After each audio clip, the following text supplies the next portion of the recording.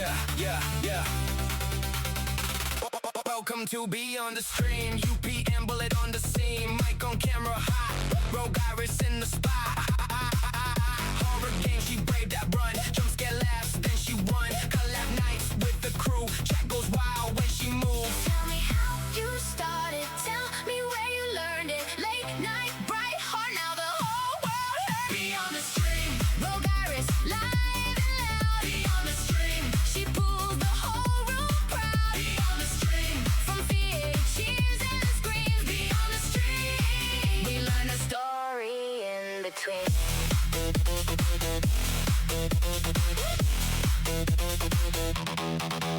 UPM bullet ass real clean. Every step from dream to scream. From first post to community. Built that trust with honesty. When the monster showed their face, she turns panic into grace. Hands up, chat in the air. Everybody meets her there. Tell me what keeps you going when the dark keeps growing. You laugh, you lock in, and the whole room glows. Beyond the Stream. RogueAiris, live and loud. Beyond the Stream.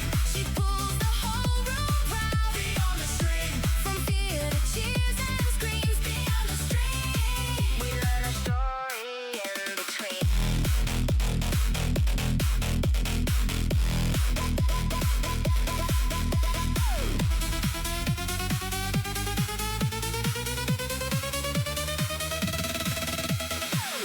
From a small screen to a wave, every stumble made her brave.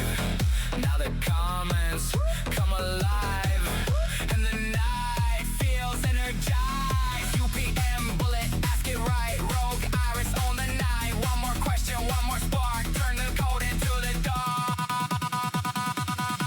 Beyond the Stream. RogueAiris, live and loud. Beyond the Stream. She pulls the whole room proud. Beyond the Stream. From fear to cheers and screams. Beyond the Stream. We learn a story in between. Beyond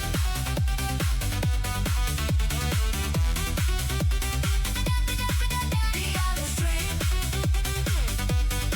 Beyond the Stream. We learn a story in between.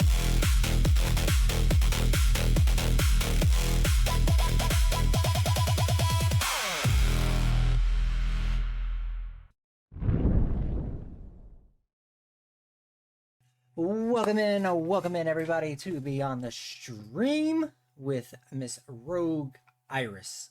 How is everybody doing? Who all do we have in chat? We have Papa Marshmallow, Killer Chef, Bert's, hello, Hybrid as well. Rogue, I see you in chat as well. And the Blanco, I hope I said that correct. Crew, welcome in, first time chat as well. How is everybody doing? Let's go. Miss Rogue, how are you doing? Are you feeling ready? Are you prepared? Are you nervous?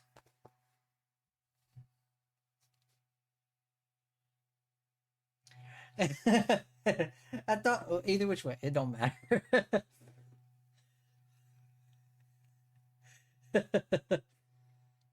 Let's go. You got this. You got this, my friend. I have nothing but faith in you. I believe in you. Let's go, Killer Chef. Hello.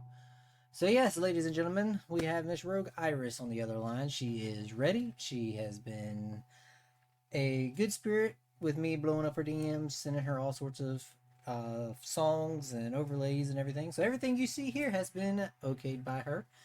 I am excited for this one. She is, if you aren't familiar, she played the headliners with me for my very first playthrough, and we had an absolute blast. She is a great streamer. She does Phasmophobia, so you know I'm already hooked because y'all know how I am with Phas. Just an all-around great streamer. So if you guys are ready to meet her, I'm ready to bring her on. Rogue, are you ready to be brought on?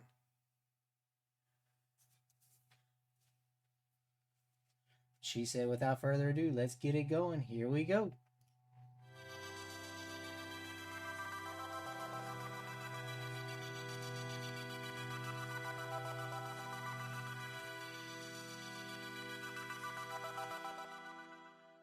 Ten, nine, eight, seven, six, 5, 4, 3, 2, 1. And now, for the moment you've all been waiting for.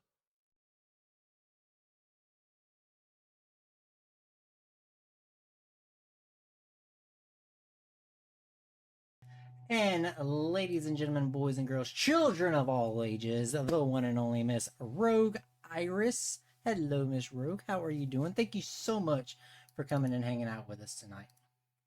Hello.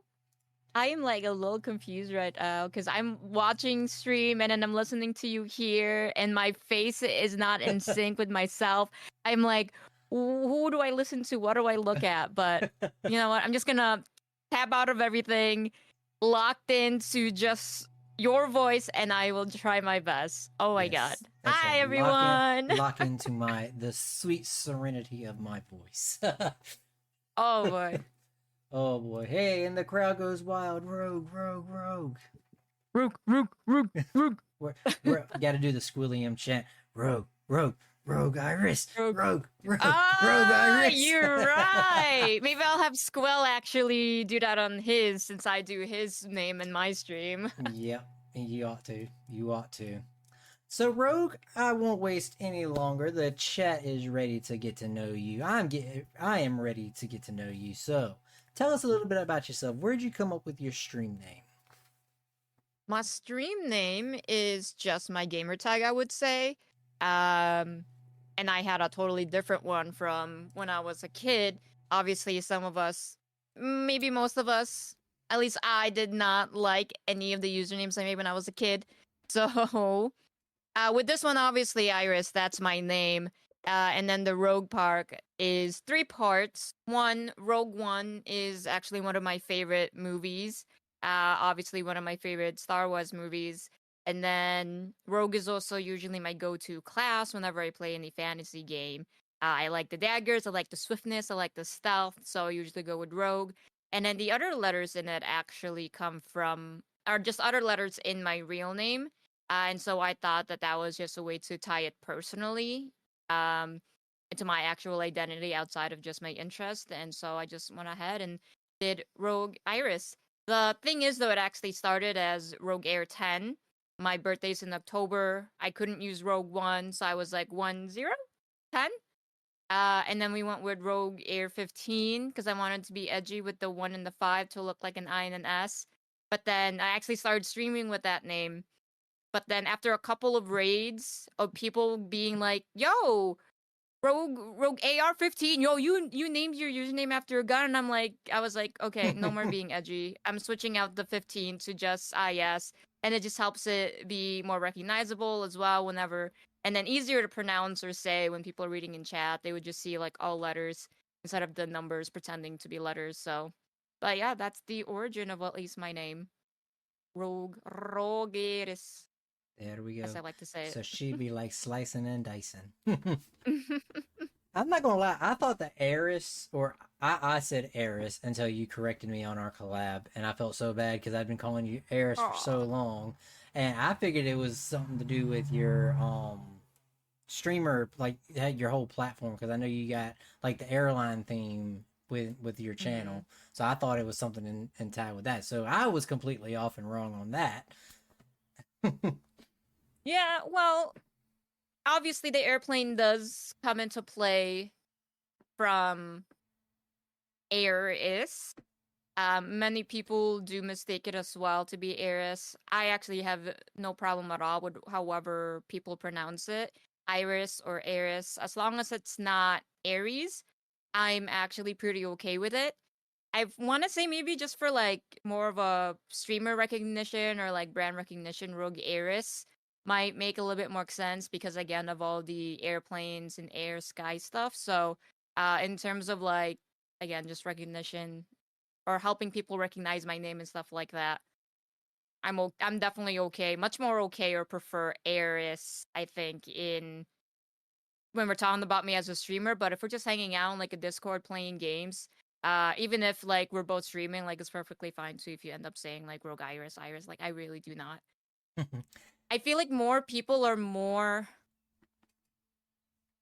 determined or more determined in what pronunciation it is, and I'm here just like, I really don't care, guys. Like, you guys think I'll get offended? Like, no, not really. I don't want to say goodbye to Iris. I don't want to say goodbye to Eris. So can we please? Why not? Why not both? I'm okay with both. That's why I just call you Rogue. I can't go wrong with Rogue. And you see, There Chef is that. and Marshmallow say the same. They were saying it the same way. So That was the and same I was telling, way, yeah. and like I was telling you before we got on here, when I had Hybrid do your video for TikTok, I made sure to put in parentheses Iris, like the eyeball, so don't get it wrong. It's okay. That is what it is technically, like, based on my parents, so it's like Iris. Took me So you're 5 not times wrong. to say it right. See, Iris. but we got it right. But you were so. tempted to say Eris, right? So again, just the brand thing, the recognition, the simplicity for the viewers. There you go. Do it for the It was- views. People were just having too many times. My actual other real names and everything, just all my life, people have had a hard time wondering how to pronounce my name.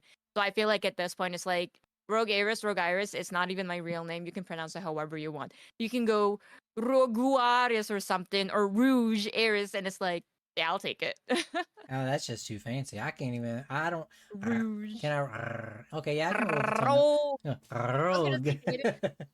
Rogue. RogueAiris. Nah, see, that's just too fancy. I can't do it that fast. So, what got you Yeah, into sorry, streaming? Edward. I want to say I've always been pretty artistic. As a kid, simpler art like doodles, drawing. I eventually got into at least making videos. I want to say in middle school, we would have some English or reading projects to some project, and we had options, and me and my group would always choose to make a parody or a video of whatever poem or storybook that we were doing. And so that definitely sparked my interest in video recording. I think one year, I think before any of that too, I got a camcorder for Christmas. So just having that and started making videos at home. There was a point where I wanted to be a Hollywood director and work on films and all that. And then a completely separate note with content creation, I did try when I was like 13. I got like one mean comment after my first video and just deleted everything. And then, but it was always in the back of my mind, going back to content creating. I was inspired. Some of my role models are like, PewDiePie. Like, I obviously watched him when he first started and when he was peaking, and I was like, wow, this looks fun. That's how I got into horror games as well, just watching PewDiePie. And then, school got in the way, whether it was high school, college, and then early career, and then going back for like grad school and things like that. I just never obviously got a chance to pursue it or even played games. So I was away from video games for a very long time. But it wasn't until at least like 2020, 2021 when I finally got a gaming PC. Was finally back into playing games. And then it wasn't until honestly like 2024 around the fall when I've decided to watch content creators again, watch streamers again. Just because I found out about Phasmophobia at the time, and I was like, what is this game? I want to see it. I want to learn how to play it before I actually play it because I was scared. I watched someone do a tutorial of Phasmophobia because I couldn't do it myself. But during all of that, I want to say streaming maybe has been in the back of my mind because I would constantly try and build up my setup. So, like a nicer camera, a nicer mic each time, learning how to do OBS, lighting. But most of the time, it was just streaming on Discord. So, it wasn't really like streaming. So, I didn't need to like use too many things, or it felt more comfortable because it was just to my friends. But finally, after finding Phasmo, watching content creators again, seeing how much I enjoyed watching YouTube again, like I did when I was watching PewDiePie, that at the end of 2024, I told myself that my New Year's resolution for 2025 would be streaming. And so I think it took me a few weeks, but January, like 21st or something, I did my first stream. Everything leading up to it was just setting up my channel, putting the panels, putting rules, looking and watching what other streamers do, researching how to start, and then I just haven't looked back since then, and so it's been a great experience. And I just wanted to focus on streaming definitely for my first year, and then it was a fun it was a fun year. I'm finally getting to start playing games for people, playing with new people, meeting new people, and then just in general making content because just deep down since I was 13. And I feel like it's the same for a lot of many people when YouTube was first starting out, like, oh my gosh, we can make videos, we can post that, and then it's just been on the rise, especially the past few years too. And so it was like, you know what? Might as well. I don't have school anymore. My job is set. I have so much free time. Let's start streaming. So very long-winded answer. Like I said, I'm worried I'm gonna go on tangents, but hopefully, I told my story. I hope I stayed on point. You did But yes. fantabulous. But yes, so January of this year, as in 5 months ago, January of this year, or January 2025. 2025. Oh, okay. So, okay. So this is my second year of streaming. Okay. Okay.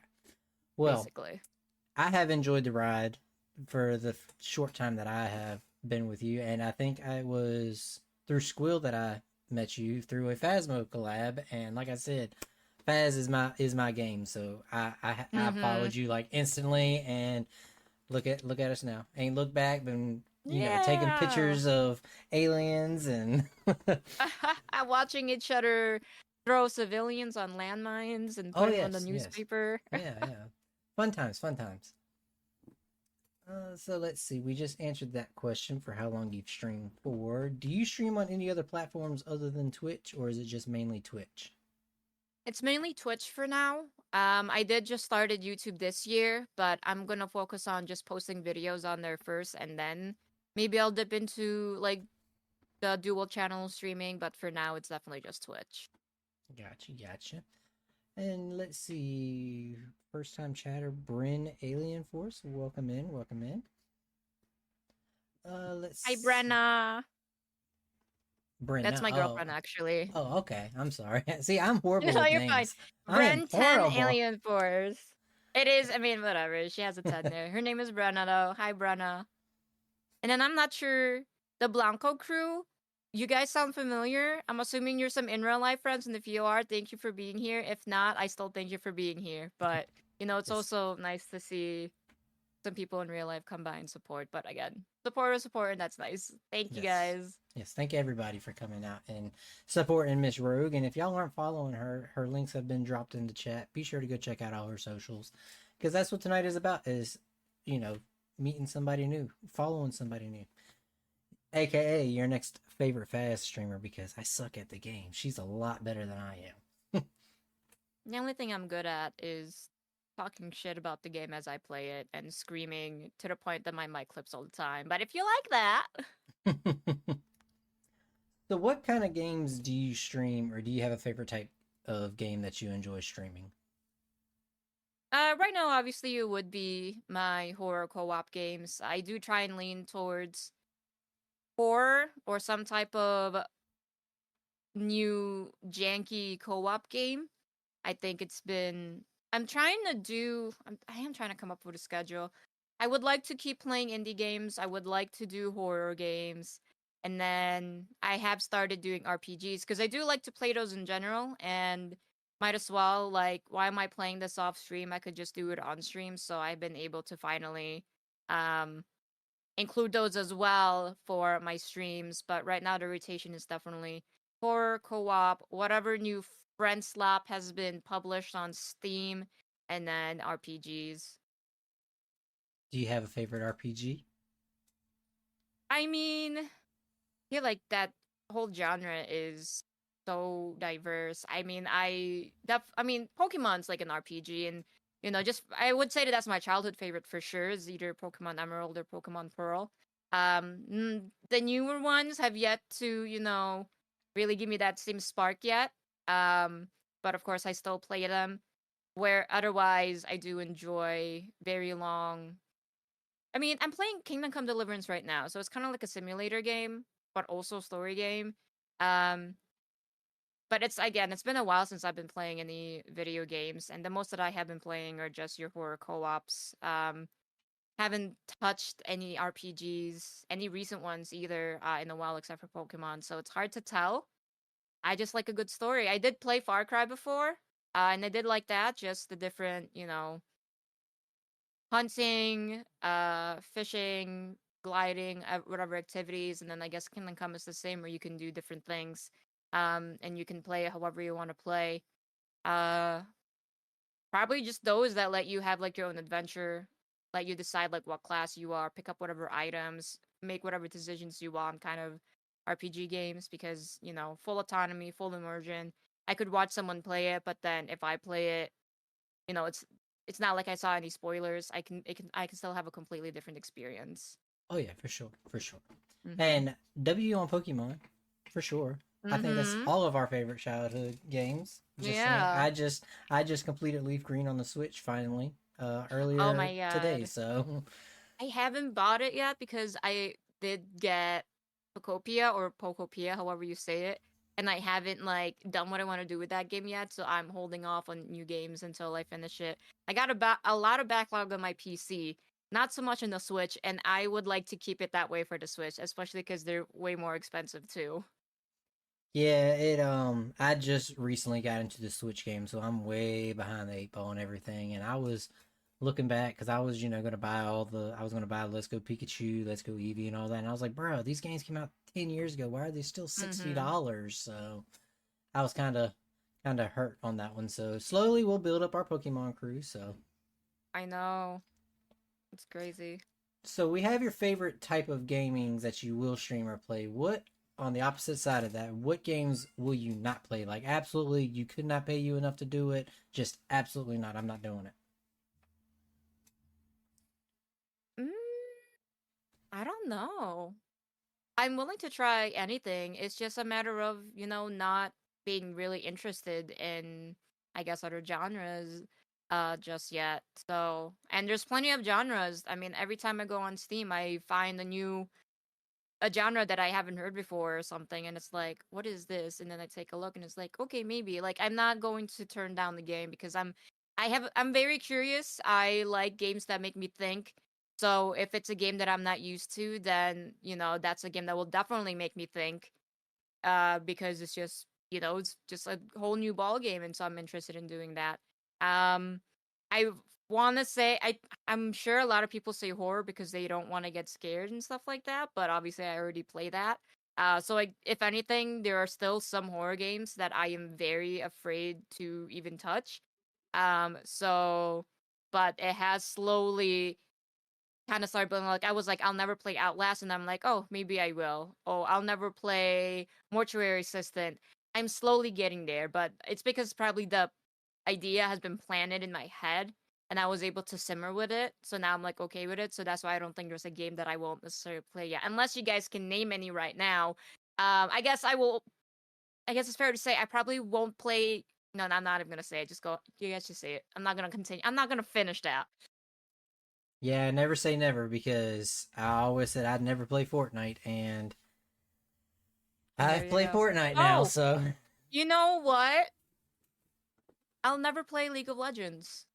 ooh, okay. I just heard that it's a toxic community. I'm sorry if there's anyone here that plays it, but and I am a very bad gamer. I'm not confident in myself at all, so I don't think I would ever touch that game because I worry that every lobby is going to shit on me for how I play, and I'm like, nope, I don't want to do this anymore. So Well, Papa Marshmallow says play Layer of Fears. yeah, that's another one that I still have to think on. Yeah, thank you, Papa. That's what I wanted to say, but then I'm like, I don't even want to say it. Thank you for saying the word. I won't play that. I won't play that. You can check my Steam library. I don't have any of that either, so it's like not even like off stream. I'm not gonna do that ever at all. So let's see. If you're comfortable answering this, what do you do for a living to fund your streaming journey? Yeah, and I've mentioned this before as well, like in Discord servers or in stream, but I do work human resources. I work in an office. and I mainly am involved in recruiting and staffing. So I do look at resumes, I give interview prep, I do the interview, I talk to hiring managers. And my specific company, that's what they do. That's all they do because we are like a firm for it, a staffing firm. And so I just know about hiring trends from different industries. Um, Even if I don't recruit in that industry, I just hear it a lot and on the floor. People are always and just always talking shop and talking about work. Um, but yeah, that's the basic gist of it. While it is a staffing firm, and I do help with recruiting, I still do. I'm the only one that does the other HR stuff. So like actually helping you sign up for benefits, answering questions about your benefits, your pay, and stuff like that. And then I hire the people to do the recruiting for our clients, so to speak. So So if y'all ever go to Rogue's chat, y'all better be on y'all's best behavior because you don't want to see her in her office now, okay? HR queen. Don't call that again. Marshmallow said it said I might have internet connectivity issues, so he don't know the answer. Yet somehow your connectivity can be here. Right. But you know what? If you're saving your Wi-Fi for us, we'll take it. That's fair. That's fair. Yes. W Marshmallow. W. Way to ration your internet for us. So, without going into like PC specs or anything, what does your current setup for streaming look like as far as like your monitors, keyboard, headset, etc.? Yeah. I want to say my audio components are all in the midst of like an overhaul, so it will change real soon, but I just have like a Logitech wireless headset. I do have an audio interface with an XLR and then this microphone right here. As for my monitors, I do have a you don't need the specifics, but I'm deciding right now. It's 34-inch widescreen, curved screen in the middle. Then I have two vertical monitors here to the side. One has OBS, one has stream, and then of course the game. And then we got the camera. I got two ring lights, one right here next to the camera, one a little bit further away. And then I got, of course, a keyboard, this little mouse. And then for a Steam Deck, I'm just using the Steam Deck Mobile at the moment. I'm testing it out, see if I really use it a lot or make sure I build that habit first before I actually end up buying the actual thing. The IEMs, I do still have the IEMs, but I just pick and choose when I decide to do them. Mainly when this thing runs out of battery, or if I'm actually doing some editing. Even when I play Faz or whatever, where you need to pay attention to where the sound is, I'm still opting for the overhead. Yes, Daisy's right there. I was gonna say you have a little guest behind you. I see. They're all actually behind me, but this is the only one that you are, in fact, able to see. Hi, Daisy. Hey, little girl. I'm not even gonna lie. I didn't even notice her until she stood up, and I was like, "Oh, there was a cat there." She was a little bit more to the side. I had just pulled her in here. She's been hard working setting all of her stuff. Kitties are part of the setup too. Gotcha. Yes, the kitties are part of the setup. So yeah, there's a bed attached to the desk, and then there's this cat tree next to the desk, because they just otherwise they'll both be on my desk. So I needed to have a diversion for them. Gotcha. So what does your stream schedule normally look like? How often do you try to stream weekly? I'll try and stream twice a week, maybe even 3. I usually do Tuesday, Thursdays, and then at least one weekend stream, whether that's a Friday night, Saturday, or Sunday. I normally don't. I've never streamed on a Sunday until like I think maybe last week, just because I was like, okay, I actually missed Saturday, so here I am. But yeah, so at minimum 2, but I try to go for 3. And what time do you normally? Oh yeah, 8 p.m. Central, and so that would be, I believe, 9 Eastern, and then maybe like 6 Pacific time. Okay. Wait, what happened? I didn't hear the answer to which question, Cyber. The I was just about to ask IEM. this again. Okay. Oh, I still have them. I just pick and choose when I use them, but I mostly use them for when I'm actually editing videos, so I can. Hello, So, hello. you have your first time chatters coming to your channel, and before they can chat, they have to hit the okay, I got it on your rules set. There's the ground rules for your channel. You don't have to go like remember them word for word, but just a baseline. What are some ground rules for your first time chatters or a new chatter coming in? Yeah. I mean, simply put, just be respectful. And I noticed like a bunch of rules on like, oh, no discrimination and stuff like that. And it's clear on my channel that I am actually LGBT as well as Asian and stuff like that. So, uh, those are at least the very specific sort of discrimination that I won't accept for sure. Racism and then homophobia. And then that one will actually make me interrupt stream if anyone says that. Otherwise, other sort of things, I will just leave, the mods to it. And then of course, just be respectful to the mods, to me, each other. No backseating unless I actually ask for it. Everyone needs to be nice to Brenna if she's in chat. Again, she's my girlfriend, so everyone needs to be nice to her. Um, and then I think that's the main thing, honestly. I don't think I have no honestly, I don't care about shoutouts, but if it's clear that you are there only to just say who you are and dip, and you're not, someone in the community who's just mentioning, like, oh, yeah, I'm gonna be streaming this day or I'm gonna start streaming and stuff like that, then it's like, yeah, you gotta, like, weirdo. I don't know, man. That's just so rude. But yeah. Yeah, I think we all kind of agree on that one for sure. Mm-hmm. So, what is a big pet peeve of yours during stream? I think that is just the backseaters. Um, because I don't like spoilers. I like to try and solve puzzles on my own. I like to discover the story on my own. At this point, I do have some really good community members who do ask, like, "Hey, there's something here. Do you want to know how to do this? Do you want to do that?" And I appreciate them for it. Otherwise, wait until I'm like actually like, guys, what's the help? Because yeah, I've had a few people literally tell me like what to do 5 steps ahead, and then my playthrough feels like too scripted or too, and it's like I can ignore it, but I also can't because I already looked at it and now it's like at the back of my mind and I'm just gonna keep looking at it.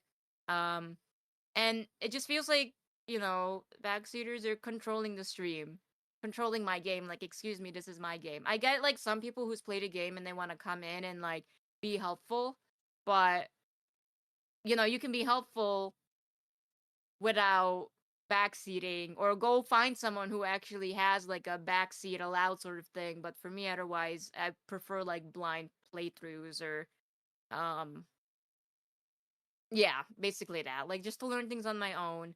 But it also depends on what that thing is. I know sometimes there's a glitch or sometimes whatever. Like those are, so it's case by case, but I think we all know what I mean by like don't backseat, don't try and control my stream and stuff like that. Let's Right, yeah, and like as what Cyber is saying, it just depends. And it also depends on who it is. Some people I will allow to tell me what to do because I asked for it, and then some are just unsolicited, and it's like, bro, why are you fighting me on this? And they argue with everyone else and stuff like that. So it's like, For sure, yeah. I did Little Nightmares for the first time the other night, and Mandy Red Rose came in and she was like, "I love Little Nightmares." I said, "So I'm assuming you've played this game." She said, "Oh, I love this game. I've played it numerous times." And I was still on the character picking. I was like, "Okay, do I do 6 or do I do the kid?" She said, "Do 6 right, first." I remember So that. I did 6, and I would get I get confused or hung up on a spot, and I'm like, can I get a hint? Like, I don't want you to tell me what to do, but can I like get a hint? And the one scene that I was on, she was like, "Okay, you're done with the room you're in. You need to go back to the other room," and that was it. So I got out of that room and I went back. Yeah. And then I was running around that room for about 5-10 minutes before I finally realized. I was like, "Oh, this is where I go. Thank you so much." Like, it's just Right. it was just that little subtle hint of, okay, you're done there. Just go back this way and figure it out Yeah. from there. So. Like, wait for me to ask, give me maybe one step, like literally one hint, and not tell me literally the next 5 steps. Yeah, yeah, because Like with turn that here, one, turn there, jump here. Like, dude.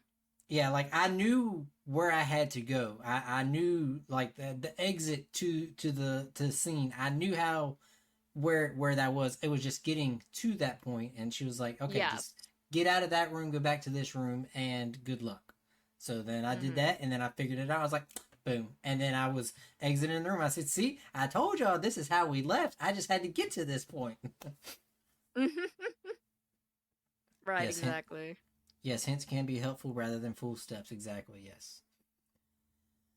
So, if you can remember back to January of last year, what was the first game that you streamed? I was Project Zomboid. Should I elaborate? Yeah, well, I've never heard of that. What was that? What is that Okay, game so about? Project Zomboid, as you can probably tell by the name, it's a zombie game.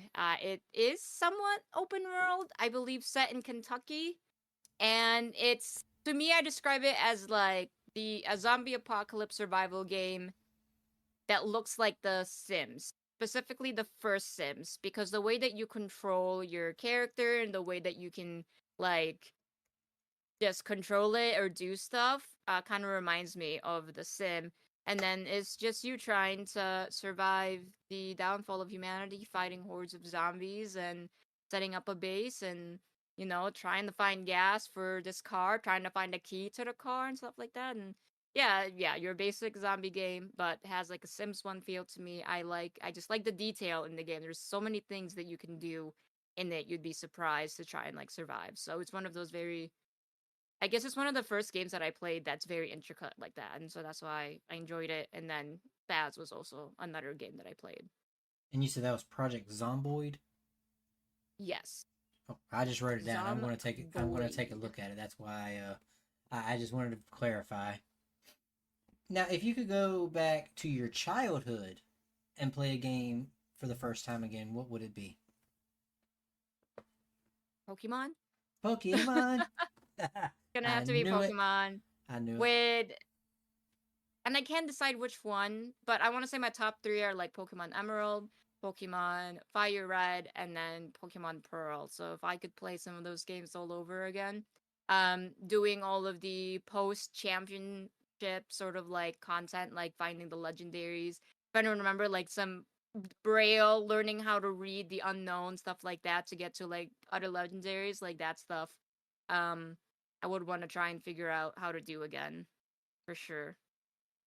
Yeah, I did. Like I said, I just beat Leaf Green yesterday or today, and I went to go to Mewtwo's cave, and it was saying, you gotta beat the Elite Four, and I was just like, I've already done that. And then Right. my coworker, who's also a Pokemon nerd, he was telling, he came in this morning, and I was like, dude, like I don't know what to do, and he was like, oh yeah, you got to go to the other islands and do The this. I Sevi was like, Islands, I yeah. said, where did that come from? Like, you beat the Elite Four back in the day, and Yeah. because on the original Game And they Boy, haven't changed the dialogue. Because I yeah, was thinking the same thing as a kid, and I think I had the same save file for like months or even a year. Or I probably did restart. Who knows? But it took me years later to realize that I could do so much more if I just looked around the Sevi Islands a little bit more. So it was like, what the fuck? Like, it took me like maybe 3 years to actually have like a completionist run on there aside from like Pokedex, because I didn't get to trade with people. I didn't have friends. Kidding. well, No, I just didn't have the cable. shout out to my coworker. He's hooking me up. So I think Oh I'm yeah. one. I think I'm 147 out of 151 as of yesterday or this morning. Yeah, it's so easy to trade now, man. Yeah. So I'm gonna get it done. So because I've been giving him all the Leaf Green exclusives. He's been giving me all the Fire Red exclusives. So I'm getting Oh it done. yeah. I'm getting it done. I had both. I had Fire Red first, lost then, and got Leaf Green, and it was Leaf Green that I was able to play all the way through. But Fire Red would have to be my favorite because that one's my very first Pokemon game, and it has Growlithe in it. So I'm like, I need my puppy. So yeah, I love Growlithe. Growlithe was one of my favorites Mm-hmm. back in the day. So, do you have a favorite game? All-time favorite game? You could play it for hours on end, beat it numerous times, always a go-to, no questions asked. That is hard because I still think that I have only recently gone back to playing video games. Right now, the closest thing that I would consider that is Phasmophobia, just because I have been going back to it. There was a little bit of time where I was burnt out, but then they rolled out with a bunch of new um, updates, throughout last year. So at least each time I hopped on, there was something new to like try. It'd be that a little bit of Dead by Daylight. I tried to get into this new skateboarding game called Skate period by EA, and that was one that I wanted to try and just be a regular at. But I haven't. And I still want to go back to it, but it's not, unfortunately, on the shelf right now on the table. But I also thought about, yeah, like Marvel, Overwatch, Fortnite, but I'm like, no, I can't. And then as for like Pokemon games, I feel like there's so much that I can do until I finish the story. So it's not a game that you, I guess, would replay over and over again. I'm not one of those people that tries to find that shiny hunts or tries to like get the perfect, I don't know, stats in their Pokemon. Like for me, it's just the story and then the Pokedex and then leveling up my Pokemon and stuff like that. But I don't go that deep into the type of different playthroughs that you can have with Pokemon. I got you. Yeah, my coworker, I kind of, I guess, cheated the system on this one because he helped me out. So I played through with all three starters. So. Oh yeah, see, I mean, that is another way to do it. I definitely feel like did do that when I was a kid, trying different starters, and then I stopped doing that once I realized that I could, get Mewtwo or get the Reggies and Emerald and Rayquaza, and I was like, why the fuck would I start over? I have all these Pokemons. I'm not gonna lose them. But then when Pearl and Diamond came out, you could transfer your Pokemon from your Game Boy games up to the Nintendo DS games. So once I was able to transfer up my beloved Pokemon to just one save file, I was able to like, okay, let's try again on something new here. Yeah. Big Back says we still need to play Project Zomboid. Yeah. The last time we played, it took like 3 hours for us to find each other in the game. And then we haven't gone back since to see like, all right, let's continue our story. But there's been a lot of other games since then. Buki is actually, get quick little shout. I don't even remember if this is a question, but Buki is like my first follower that wasn't like one of my in real life friends. I wasn't even streaming yet when I met him, and then he wasn't following me yet. But on my very first stream, he comes in, and this guy has just been here ever since. And so, just big shout out to him. If it wasn't for this random guy popping in, giving me support, in addition to my in real life friends, I probably would have thought like no one knew was ever gonna think I was like cool or funny. So I shit on him a lot, but Buki, thank you so much for that random surprise when you first came in. Yes. Shout out Big Buki. Let's go. Big back. Big Back. Well, I, would have to say 348 people think you are just as cool can be. Yeah. But if it Me weren't being- for that one random. Me But being yeah, and one then of you. those 348, you are one of the coolest for sure. I get like I appreciate it. Took a lot of time to build up this confidence, and I'm very happy with everyone that's here. So what gets you to stream on your bad days? Like if you just had a really bad day at work, boss been chewing on you all day, but you have a stream that's scheduled for that, it's a Tuesday or a Thursday. What gets you to stream on a bad day? I think I at least recently I've been doing a really good job with staying consistent and streaming every Tuesday, Thursday, so that's good.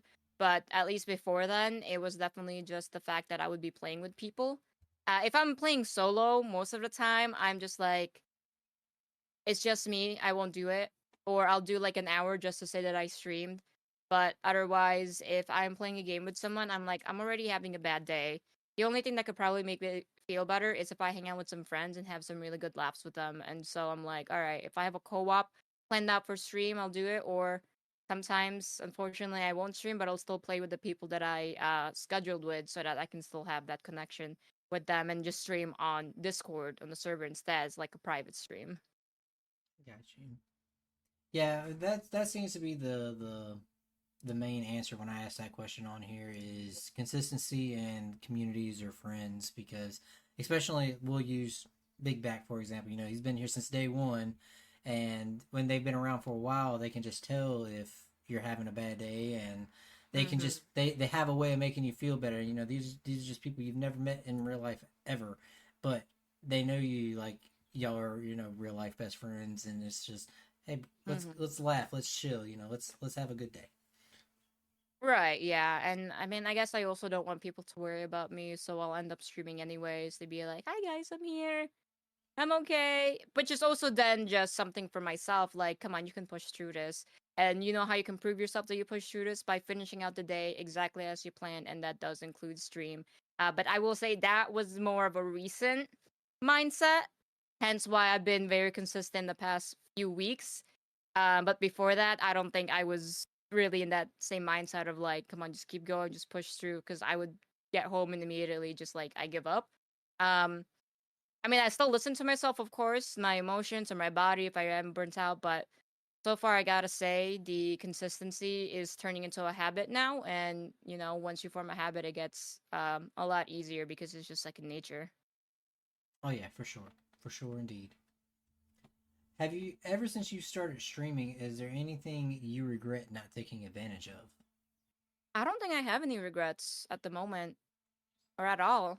Um, I guess there could have been some things that I could have done sooner, like maybe YouTube or, you know, branching out a little bit more, but I waited this long for a reason, and that was to make sure that I was actually ready for it.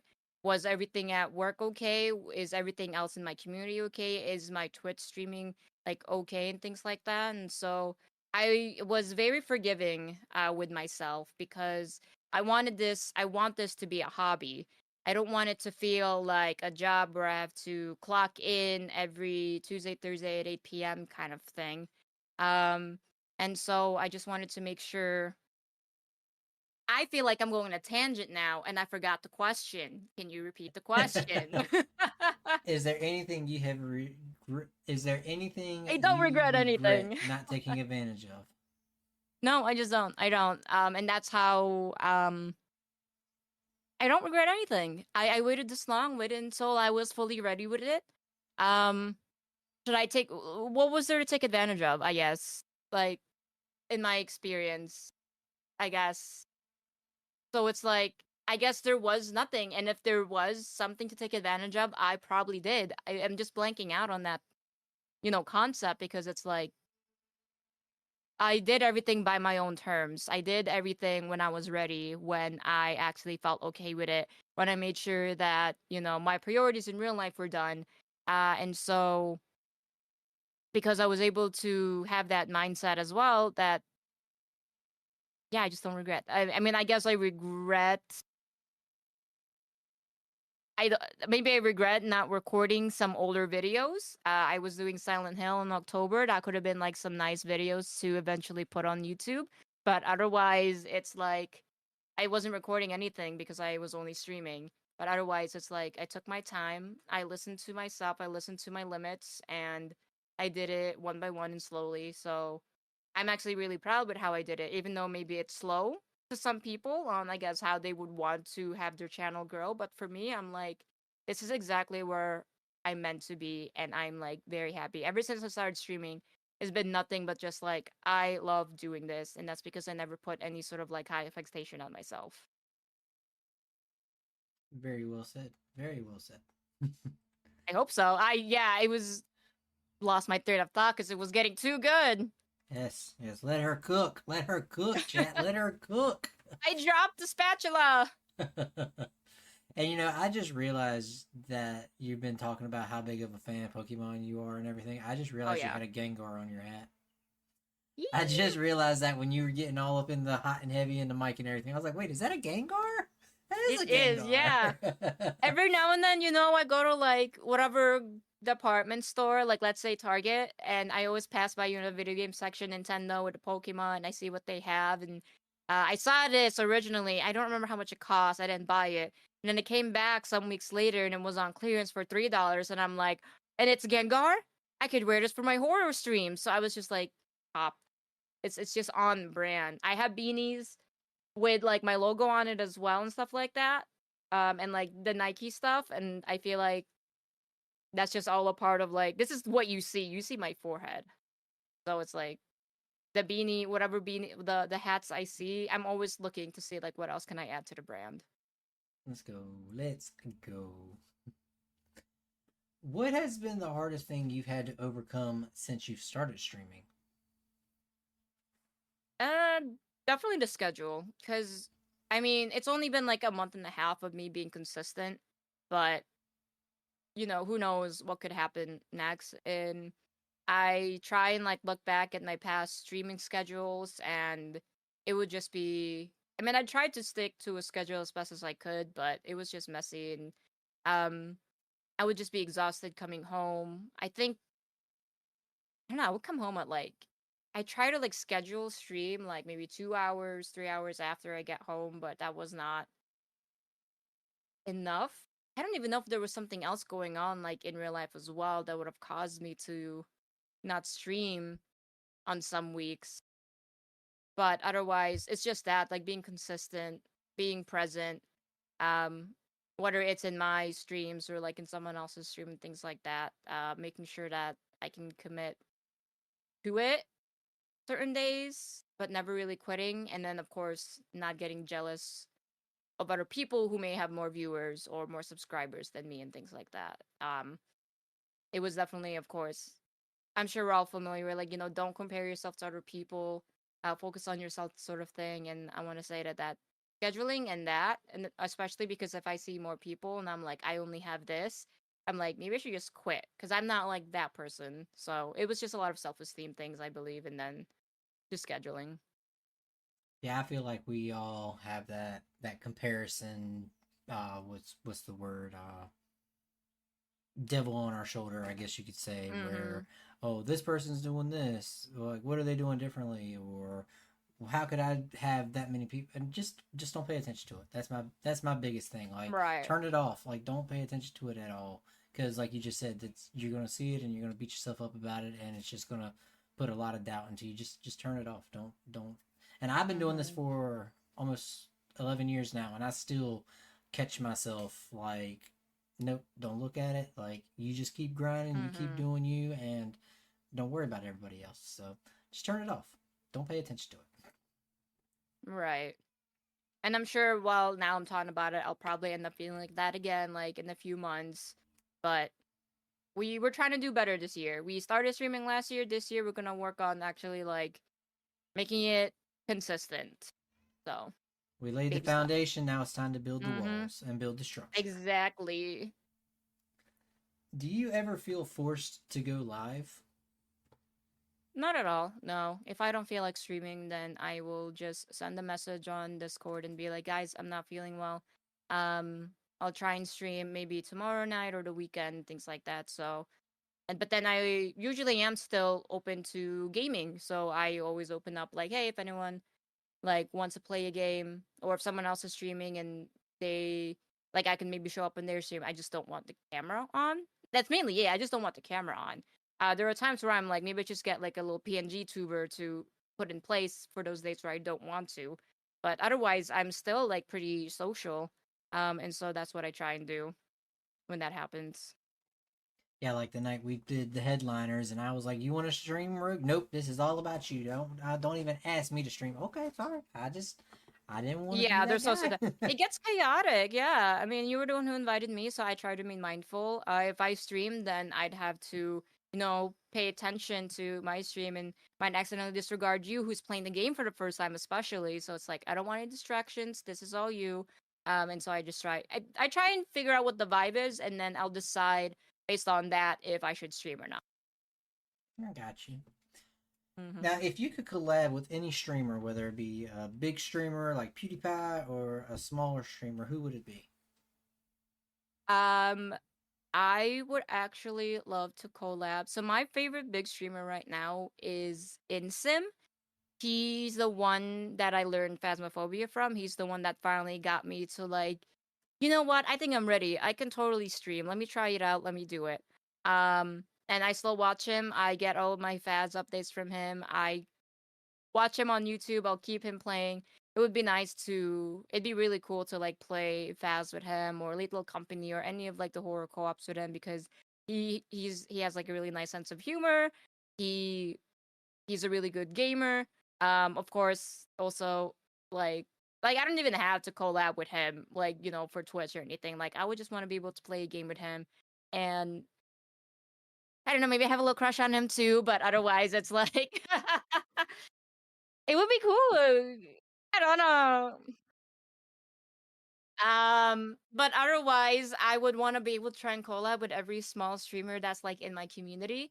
Kind of like solidify and expand the network a little bit more. I haven't been able to like collab with a bunch of people on the Creators Lounge Discord server yet, so hopefully one day I could do that. Leaf and Moshi, I wish I could collab a little bit more. I think we were talking about it earlier. Like I should make like a PNG tuber for them to put next to their VTubers in chat, because that's what they did with a bunch of the people they collabed with today.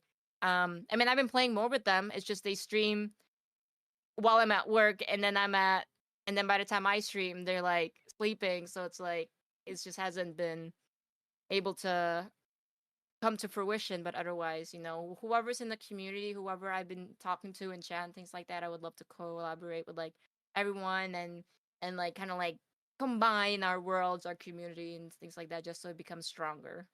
Let's go. And I am always down for Phasmo. Yeah. All you gotta say, Bullet, Phasmo. You name the time, I be there. Dead ass. All right, sounds good. Y'all can mark my words, y'all can quote me, whatever, trademark me, whatever. I don't care. Phasmo is my game. Even though I suck at it, we'll still have a good time. Maybe one day we'll get better. Maybe one day. Maybe. One day. I saw Buggy just come in here. I watch Buggy all the time till I can get better at the game. Hello, Buggy. So, what has been a favorite memory of yours from streaming?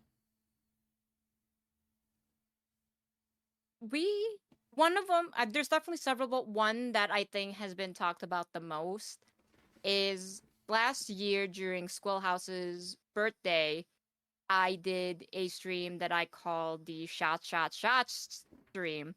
I think it was the month leading up to it. I was like, for every 5K or 10K channel points you guys donate to the community pool, I will take a shot on this day. And it was the night before Squill's birthday. So I was like, we're gonna celebrate his birthday, and I'm gonna drink all the shots that you guys have decided to whatever donate to me or something. And it was just a lot of fun because I think we had like a big group of people show up afterwards. I can't remember if 2v8 for Dead by Daylight was going on, but either that or Among Us, we just had like a big group of people that were all together in stream and then in the Discord server afterwards. And I did end up taking quite a bit of shots, and I wasn't the only one like drinking as well. It was literally a party. That's why this is memorable. It was like one of my party streams, party nights on Discord and stuff.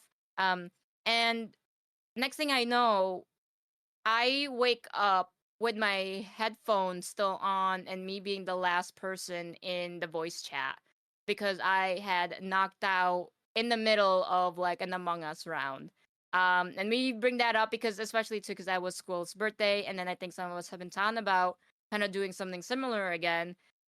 Just got to be careful now because I try and not do like too much drinking or anything on stream anymore. But that was like a special stream. Technically, it was like we were celebrating someone's birthday. It was, I think, also a Friday the 13th sort of thing. And I was like, guys, I want to have fun. Let's do this. Like, you can drink on your own. You don't have to like stream as well. You don't have to whatever. Just have fun, hang out. Otherwise, the other one would be my 24-hour stream last year celebrating 100 followers. Because we also had a lot of people show up for that and a lot of people play with us. Because I do remember DBT did have 2v8 and we were like a full stack. We had like 8 of us against 2 killers, and that was just a hoot of a time for sure. So, honestly, it sounds like the best memories were just, those big community nights where I get to hang out with everyone and let loose a little bit, Like on stream, I try to make sure that I, I wouldn't say like professional, but I'm still like performing. I still have to be careful with what like I say and things, because I don't want, you know, a certain image of me out there still, regardless. So it was nice to let loose and have, you know, the community kind of see how I am a little bit more. And I didn't lose anyone over it. They're like, oh no, you're too much for us. Instead, people are like, hell yeah, you're degenerate and cringe like us. Let's go. So it's like, yeah, my people. I got friends. I'm a party animal. Yeah, Woo! I'm weird and they're weird. Yes, weirdos for the win. Let's go. Well, what I'm hearing is I don't need to play Among Us with you because you are very dedicated to that game. Actually, no, I did only like one round. That's it. I don't even play Among Us that much. It wasn't, what was it? Yeah, because by the time I had too many shots. I was like near the end. But it would still be fun. I love playing like Goose Goose Duck because of just, you know, the drama that ensues. So I love games like that. I'll play any game, like I said. Community Except for Duck League, Duck for Goose now. game. Let's go. So, do you have or do you have a role model when it comes to streaming? Yeah. I do have a couple, I would say. I mean, again, in Sim. When it comes to like actual production, maybe. Um some layouts or whatever, it's him, the way that he talks to chat, the way he plays games, especially Phasmo. I do look up to him. And then since I'm on YouTube now, I found myself to kind of follow how Insim does his thumbnails as well. I just really like how they look, and I thought it was like it made sense, so I would do that for myself as well. Of course, I would try and like look at other people's, but a large part of it is definitely from Insim. And then in regards to like smaller streamers, well, always he's very good at like just meeting new people, at building up community. So I look up to him, and I do go to him often in terms of like if I need any sort of like community outreach or like community question, or even just want to hang out in his chat, because he always has like what, even if it's like a few like viewers, he has a very active chat. Everyone's always talking. So if I just want to like dilly dally and whatnot, mess around, do some redeems, I usually go to him. I do also enjoy watching it's Reina with two underscores. She's also in Creators Lounge, but she's not there that often.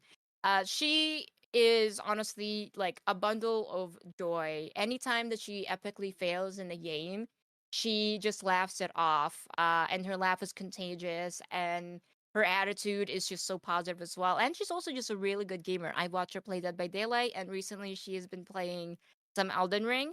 And I don't know, she's just a cool gamer, and she's just doing how she wants to play games, and she's not afraid to laugh at herself. So I do look up to her as well, and I try to be um positive like her on stream and try to laugh more and things like that. I feel like I rage as well. I think there's a balance between me raging and me laughing things off and stuff like that. But the main thing is to make sure that I look approachable, that I'm a nice person. So at least I know when it comes to raging, I'm always usually trying to laugh it off or something, or obviously not take the game too seriously, because it's like, first of all, don't take it seriously. Don't go full rage, and then just laughs it at, you know, because I'm sure chat is laughing, so it's like I should just chat with laugh too. So, but those are some of the streamers that I definitely look up to, I would say. And speak of the devil, he shall appear. Squill House has And there joined the he chat. is. All right, you gotta do it. You gotta do it. You gotta do the chat. You want me to do You it? gotta do the chant. All right. Squeal, squeal, squilliam. Squeal, squeal, squilliam. Squeal, squeal, squilliam. Squeal, squeal, squilliam. Squeal, squeal, squilliam. Squill. I don't know how many squilliams it is, to be honest. I think that was one too many. It's fine. I was over here rocking to it. Just rocking to it. Yep, I was Damn. rocking to it. Yep, there Bullet he is. redeem the squill house. I sure did. And I didn't have to spend no channel points. Let's go. So, what is a positive impact streaming has given you? It's definitely given me something to do. uh, and it has helped me get back into gaming 100%. So before streaming, I would just know a little bit about what games are new and coming and like what they're like. When I started streaming, because of the community that I have stumbled upon with Phasmo, with Repo, Little Company horror games, indie RPG, even like, your friend slap Peak, Airport Security Sucks, those kind of games. Like I would not have known about those without the community, the friends that I had made here. And so because this hobby is a hobby, one, I have a hobby now, thank you, outside of fishing and golfing, but both required to be outdoors. It, it's so many things. It's a hobby with streaming, it's a hobby with gaming. I have created a new social network with it. I have made more friends. It is a hobby with video editing, since now that I'm back to editing videos for YouTube. And overall, just a hobby for creativity. And since I'm no longer in school and stuff like that, like I just didn't know what to do. And of course, a lot of time I was studying, doing homework, a lot of cognitive thinking. But with streaming, it has allowed me to be a little bit more creative and whimsy. And so that's definitely a positive thing from it. Doesn't matter to me if work was rough or something. I immediately shut that off when I get to my desk. Whether I'm gaming or editing or just hanging out on someone's stream, it has been a very positive impact for my personal life because it gave me, somewhat of a purpose, a community, and things like that. So, um, I can't see myself ever quitting Twitch. I may at some point, maybe not stream ever again, but I will definitely still be here chatting it away, playing games with people. But this Twitch also likes to peer pressure, and it's like, you're not a streamer? Why not? You're not streaming anymore? Why not? Come on, man. Stream, stream, stream. So it's like, yeah, even if I stream don't stream for like 5 years and come back, like I feel like there will definitely still be some people here being like, "Oh my gosh, it's back!" Yes. And I'd be one So of them ones. I'd be like, oh, yeah, Rogue is on. Where has she been? it's Come like, here, Rogue. where the hell have you been? I need to get I need to get my plane seat, man. I need to see where I'm Yeah, flying to gotta today. check in. What's something small that still brings you joy in all of this? I guess just the one extra like follower. It's small, it's just one follower, but the number goes up for, we I feel like are naturally obsessed with the follower count. Um so like, it's like, oh, why isn't it 100 yet? Why isn't it this? Why isn't it, this big number? But every time I get just one follow, I'm like, yes, one more, like on the way up or something. So, and I hope it stays that way. I'm curious, like if we start reaching maybe more hundreds of thousands type of followers, if like what's it gonna take to get that little like uh either it's serotonin or dopamine, whatever, that little reward system in your brain to go like, yeah, we got one. How much is it gonna have to be? Like 10, 100? It's like, I feel like it'll just be your brain trying to look for, a bigger set of numbers to get that same feeling of excitement when you see that one follower. Because one follower, if you already have maybe like 100K, mathematically will feel insignificant, but psychologically, I hope that will still continue to be something that gives me like excitement, something to give me pushing. And I want to say that's the same thing right now with YouTube because it's small over there. Um, every new view, every new follow, every new like, I'm like, yeah, we're actually doing something. Let's go. So it's definitely just one number up. Usually is what it's literally the smallest thing that makes me excited. So at 348 followers on Twitch, what would you say is your next goal or Uh, milestone number? it would just be we're at 348, so I would say 350, but then after that would just be 400. Um, like I said, I don't know if I said it already, but I'm trying to focus small. Um, So for now, it's just the 400. I mean, usually after every milestone, I've done like 100 was 24-hour stream, 200 was 12, 300 was 12. Um, I think for 400, I won't be doing a long stream like that. Maybe I'll do a different event. But if we were to reach 500, then I'll do like another 12-hour. And then from there, of course, celebrate each 100 milestone with maybe a smaller event. And then I was like, I'll never do a 24-hour stream again, but if we somehow make it to 1,000, then yeah, I'll go ahead and do another 24-hour stream. I think that's worthy enough for a long stream like that. But otherwise, I'm gonna try and focus on just hundreds at the moment. Um, just to keep the expectations low. Make sure I don't get too stressed out about numbers, and that way I can celebrate sooner. Because the next at 400, that's sooner than 1,000. So it's like let's just, small wins are definitely still worth celebrating for sure. For sure. For sure, definitely. Do you have a special catchphrase or something special you do with your chat? Other than the Squilliam chant? A couple, yeah, I want to say a couple of things. Usually my intro is like, howdy, howdy, everybody, how's it going? Or something, or it's RogueAiris, like I said, they're rolling the R's and the accent. RogueAiris. Of course, as well, the thank you for checking in. Thank you for flying so and so times with us. How are you doing today? Don't forget to get your seat. Don't forget your destination. That sort of like flight attendant, like this is your captain speaking voice, stuff like that. And some of them need a little bit more context, I guess. Once like picture bitch, because when I was doing the Apox challenge on Phasmo, there was a point where I was trying to take a picture, clicking the mouse, but it wasn't taking the picture, so I was yelling at myself to be like, picture, bitch, like, bitch, take the damn picture. Like, I don't know what's going on with the game, but it's Phas, it's full of bugs, so that's been a common thing. And then I think honestly that's all I can think of right now. I think there's a couple more, but those are the ones that definitely at the top of my head right now in terms of catchphrases and whatnot. What would you say has been your biggest accomplishment since you've started streaming? I think it's just the fact that I am still doing it.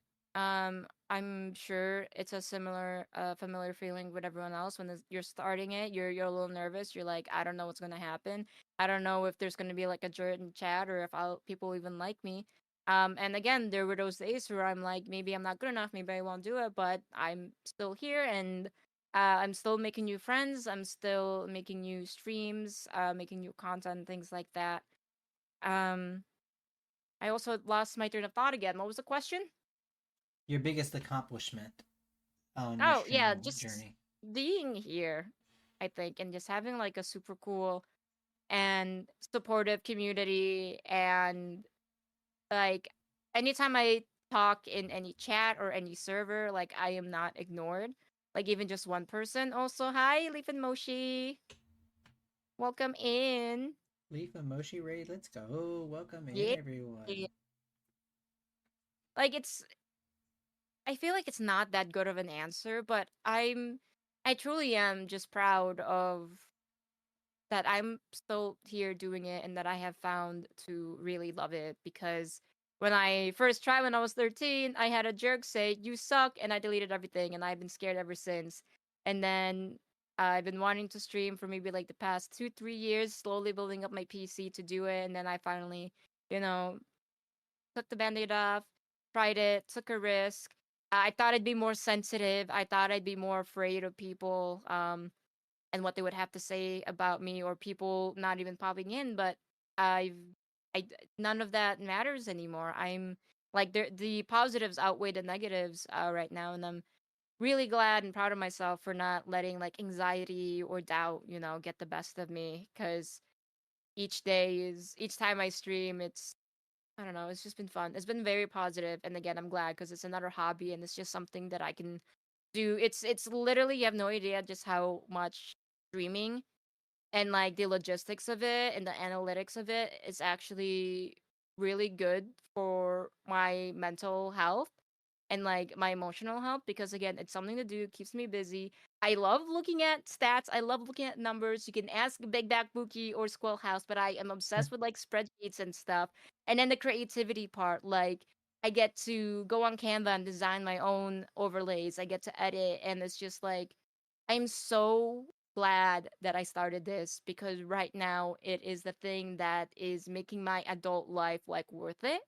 Um, and it's not just about my career. It's not just about other people, because I'm also a people pleaser. Like, I'm actually doing this for myself, and I have kept up with it, and I have set boundaries, and I have um and proud of being able to balance it all, and nothing has fallen apart in the other segments of my life and stuff. So this has been really, I don't know, just had depression before too. So the fact that I'm just still here, it's just like amazing that like 13-year-old me who got the "you suck" comment would probably look at me now and be like, "Oh my god, you're so cool, you did it." So there's that. I guess it's something. I don't want to say it has given me life, but for lack of a better term, it has given me life, has given me a purpose. I'm learning and I'm being creative, and I truthfully do think that those are things that you need in order to be happy. Not just money, not just family, but like, just something for you to be able to do. And this is what streaming has been. And I'm so proud and happy that I have found it. Like, I have found my thing. I get you on that one for sure. And I can go ahead and tell 13-year-old Rogue, you definitely do not suck. You are incredible and you are a phenomenal streamer. I cannot say it enough, can't stress it enough. You are phenomenal. I guess I better start playing Pokemon, because that's what I was posting back then. Pokemon. Better bring that back. What would you say has been the most difficult decision you've had to make while wearing your streamer hat? There's definitely been, I want to say, some drama in chat. One that did involve very serious things, and I had to report someone for it, and the police did have to show up to that person's house. I don't remember how I did it.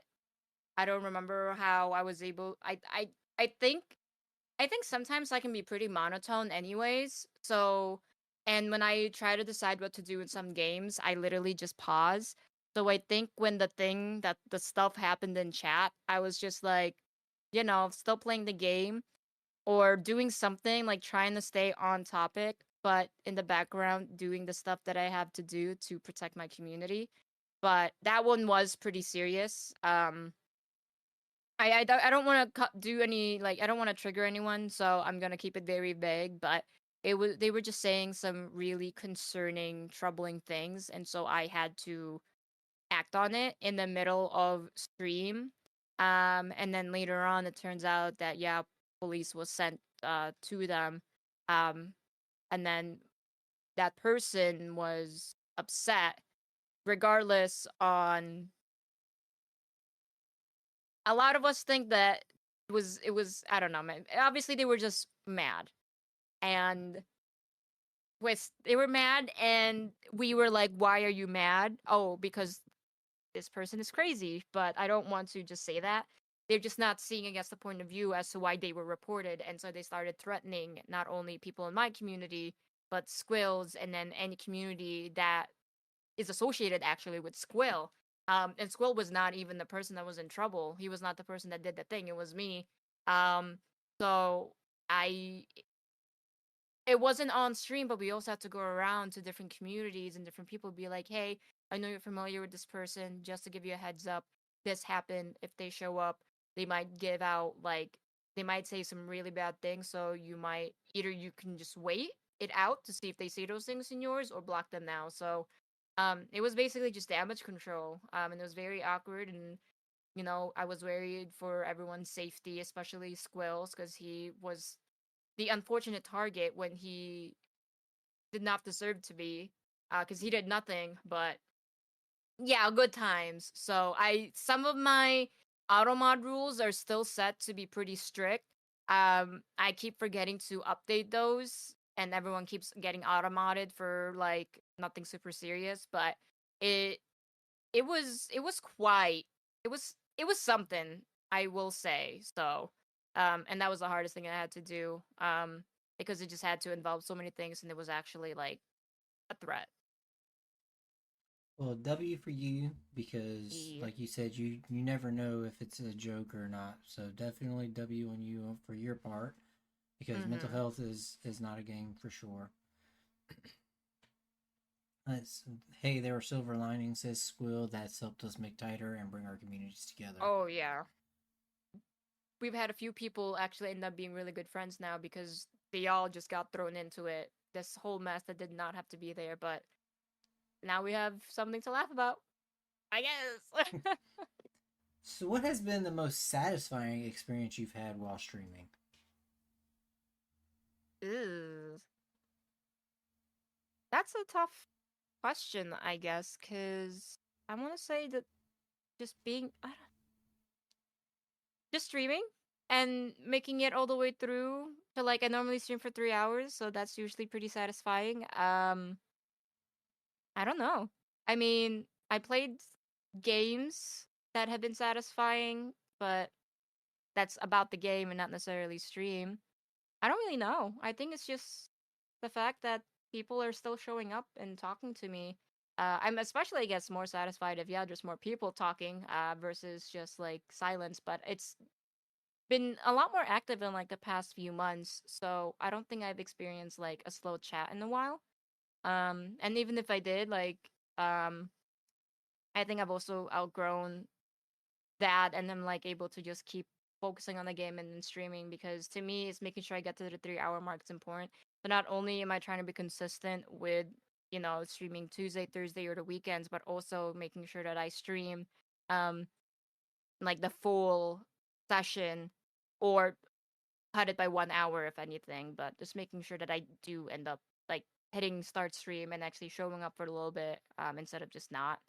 Uh so it's just a checkbox in my to-do list. Stream, go live. So it's I feel like a lot of my answers is just about the small things. So I'm like sorry if none of it seems like very grand and fancy or whatever, or like super like yeah, let's go. It's just like no, I'm trying to focus on the small things because I don't want to get a big head or anything either. And get carried away with all of this because to me it needs to stay as a hobby.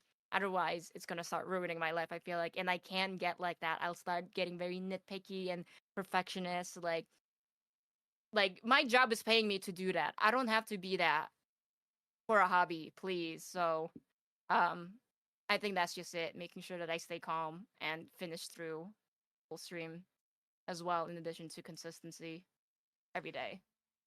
Well, I can bounce off of that one because my most satisfying experience watching one of your streams, because like you just hit the nail on the head, you're a perfectionist and everything's got to be fancy. That one night I came in there and like none of your blurps were working, none of your check-in stuff was work. That was it's cruel for me to say, but it was just funny how you were reacting to it whenever somebody tried doing it because you're just like it's not working, okay, please. Like I could just see you're getting so flustered and so mad because it was not working. On some streams that happens, I like what do I do? I'll just do it. I have like the sad meow song, and then I have the squirrel house. So if someone redeems it, I'll just be like, meow meow meow meow, or like the squirrel house acoustically, like, oh I'm sorry, or bing bong, thank you for checking in, like because I hear it so often, right? Because normally it would be playing. So if you redeem it, I'll still make sure that it gets heard. It's just going to be a cappella. For now, it's now I'm not that worried anymore because yeah, I'll just do that. I found like a backup for it, but otherwise, it's like, yeah, it's like, no, nothing's going right. Especially, I guess, if I have more people than I expect, or if there's a raid. It's like, no, no, no, guys, this isn't normally how we are. Like, I'm sorry, I'm sorry. Like, we're usually way more polished than this. Like, but at the same time, it's such a common occurrence with everyone experiencing like tech issues. So there is that. So I guess also how you react through and deal with the audio issues or camera issues is also viewers are still seeing this, so it's important to, if anything, just go with the flow, go with it, have a positive attitude. Um, and if anything, too, I guess I get satisfaction from I guess getting feedback from people later on, like, hey, there was this problem, but you did really good. Good job. So it's like, oh my gosh, you think so? I was actually calm and collected instead of like, because inside my head, it's like SpongeBob and with his brain, like trying to look for like everything's just on fire. The file Everything was cabinet a is on disaster in fire. here. Yeah. Like y'all didn't see or He's hear screaming. anything. Cyber says doesn't need to be fancy. You do well just how Yeah. you are. And Chef, yes, I'm gonna get that put on a shirt. It's never a great stream without some kind of tech difficulties. You know what? Let's make that shirt. Let's everyone just order it now. Yep, we're gonna make a shirt. Not a good stream, and on the back without tech difficulties. Mm-hmm. That's why I try to do like I try to get on these calls about 15 minutes Yeah. early because I can't. I think it was Goons that I did, and I didn't have time to like do the run like the 15 minutes. I think I had like 5 minutes, and I was running through the scenes and the "Are you ready? Welcome to the Beyond the Stream." The words were so big that they looked good in Canva, but when I put it in OBS, they were bunched together, and I was like freaking out because I was like, "Oh my goodness! Like I gotta run and do this and fix this and do." I just eventually just like made it 70 times smaller than what it was. Like earlier when we were on and I was running through your stuff and I was like, "Oh my goodness! There's a white screen at the end of your chat. Like where did that even come yeah. from?" So yeah. So good Things fun that times, most fun times. people probably won't notice or realize, but you're the one who made it, so it's Yep. like obvious to you. Like you know how it's supposed to look like and stuff. So Yes, indeed. Because it definitely caught me off guard because I was sitting here just chit chatting with you and it just caught out of the corner of my eye. I was like, what was that white flash? And then It's I went like, back to, I what? pulled up Canva and it was like a little 2-3 second interval Oh, yeah. in between. I was like, nah, bro, nope, can't do it. Mm-hmm. And then it was like 7 o'clock and I was like, I always start on time. What do I do? All right, we'll just download it and when we get to that scene, I'll just load it in real quick. Nobody will ever know. Some of All my right, y'all. scenes are also just downloading in the background, and then I gotta Yeah. tweak with OBS. Yeah. So have you had your I made it moment? And if you have, what was it? I don't think so. No, I think I'm nowhere near that. I've had that I made it moment in terms of like, okay, I am now officially a streamer. People like think like in real life, people are like, oh yeah, and streaming is her thing, and then my thing is this thing. Like for me and my girlfriend, like for her hobby is like going to a bunch of concerts and shows, because she loves live performances. That's her thing. What's my thing? It's streaming and it's like video games and stuff like that, and that's how I hang out with my friends. Once I guess that became my identity in real life, that's how I know like, yeah, I'm a streamer, and I fully owned it. And like, because if I were to just start and people say like I'm a streamer, I'm like, no, it's nothing. I just started, so I wouldn't say I'm a streamer. But now, yes, I will say that I am. And I don't know exactly at one point I was able to confidently say that yes, I'm a streamer, I'm a Twitch streamer and stuff like that. But maybe I want to say like halfway through the year into the fall or something. But in terms of like actually making it, like, I don't know, make it big, I guess that's different for everyone, and I don't think I'm there yet for sure. I would say on the opposite hand of that because it's actually a two-parter question, but you kind of hit on it with Oh. what would make you feel like you've had your Yeah. moment? I guess if I don't know if this thing can pay for itself. If every time, because right now, like the funds go to I made a separate like Gmail and separate PayPal account for everything Twitch. And so I buy like my games off of that, any sort of like software. If at some point I'm able to use that to pay for, my Discord Nitro, maybe some boost on there for the community, and the gift subs or just regular subs that I give out to people on Twitch when Twitch can literally just fund itself, then I guess that might be enough, I would say, in actually making it like it's self-sufficient, so to speak. So like the community just feeds itself thing, and I don't know what that number is gonna be like because especially as different prices change, who knows?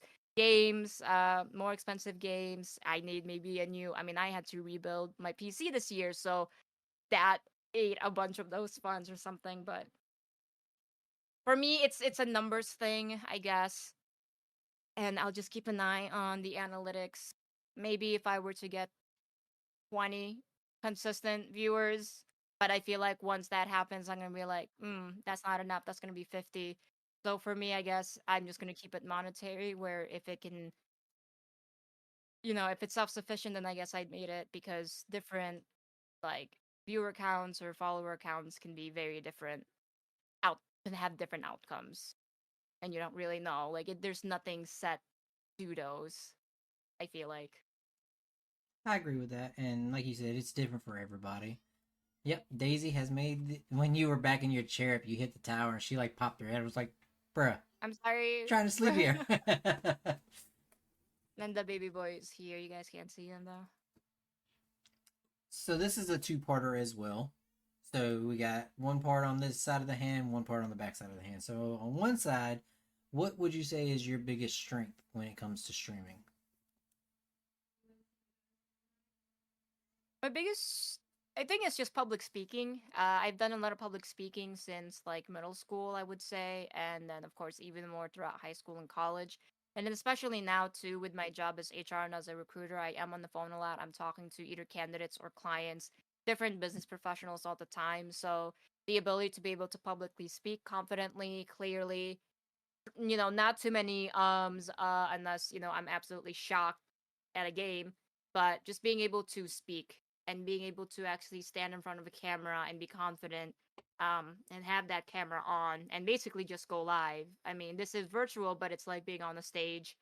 And I would say that's one of my biggest strengths, and I think that's a big reason why I am confident enough to keep streaming, um because I don't know. Like a lot of people I know are shy, and I think that's a big hurdle for me.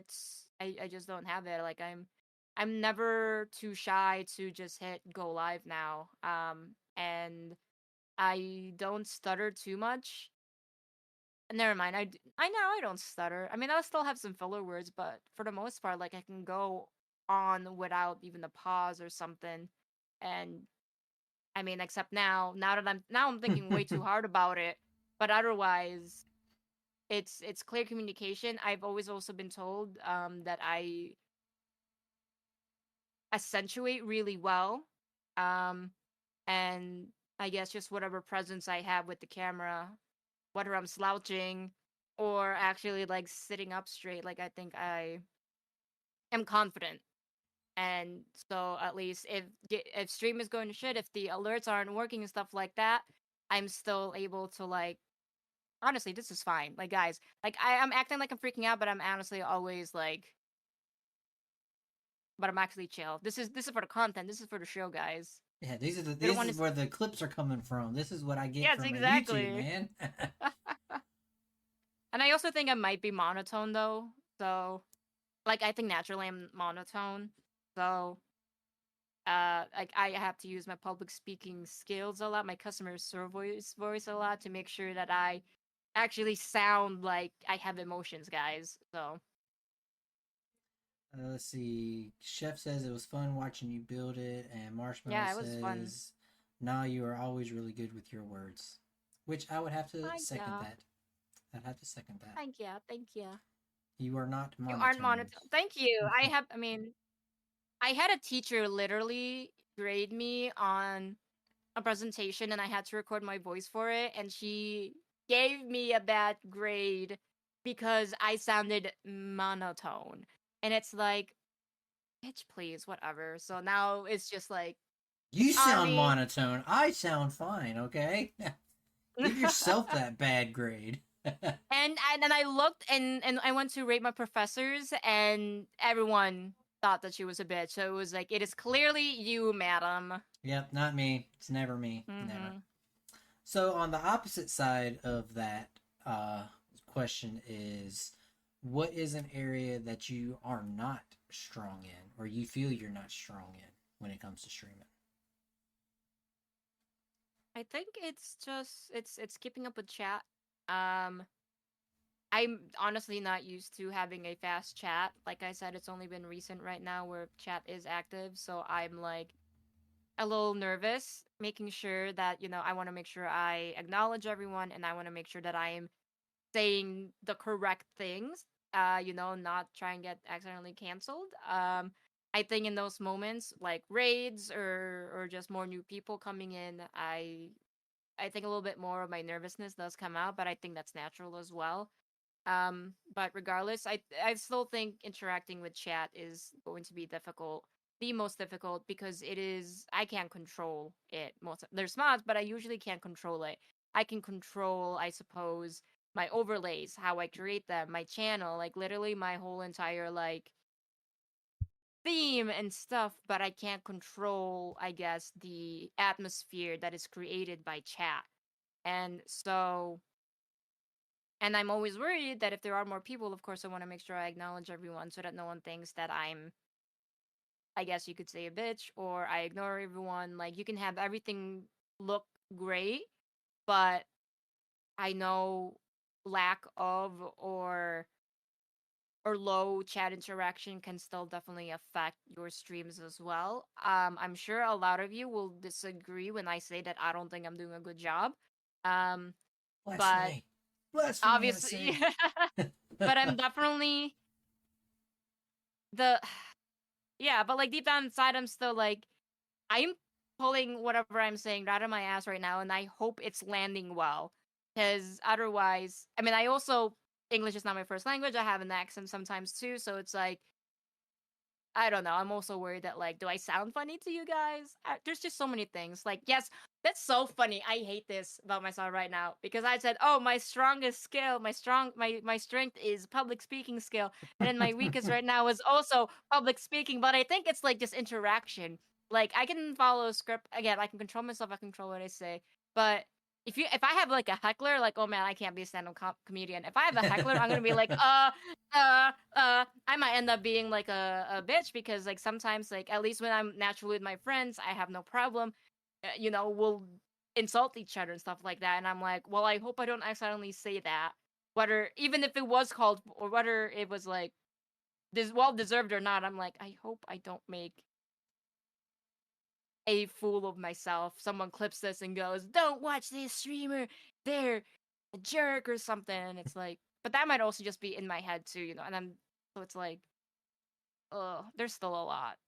It's people. It's people. You guys are my weakness. Like I don't know what to do with you guys. Like I'm love you. I appreciate you guys. At the same time, it's like y'all make me buckle my knees and sweat. And it's like, me? You're here watching me? Yeah. I don't even know how to dissect that answer because there was so many twists and turns in that. It was a tangent. It was a tangent. Oh, yeah. All right. Oh man, that was a lot to unwind in that one. I tried. Well, Just I'm chat, sure just chat. I can speak for chat. We don't feel that way about you. Thank you. You do a great job. I appreciate validation. You do a fantastic job. If you were to have never streamed or done anything content related and you were to start streaming tomorrow, how would you approach it? Or would you do anything differently?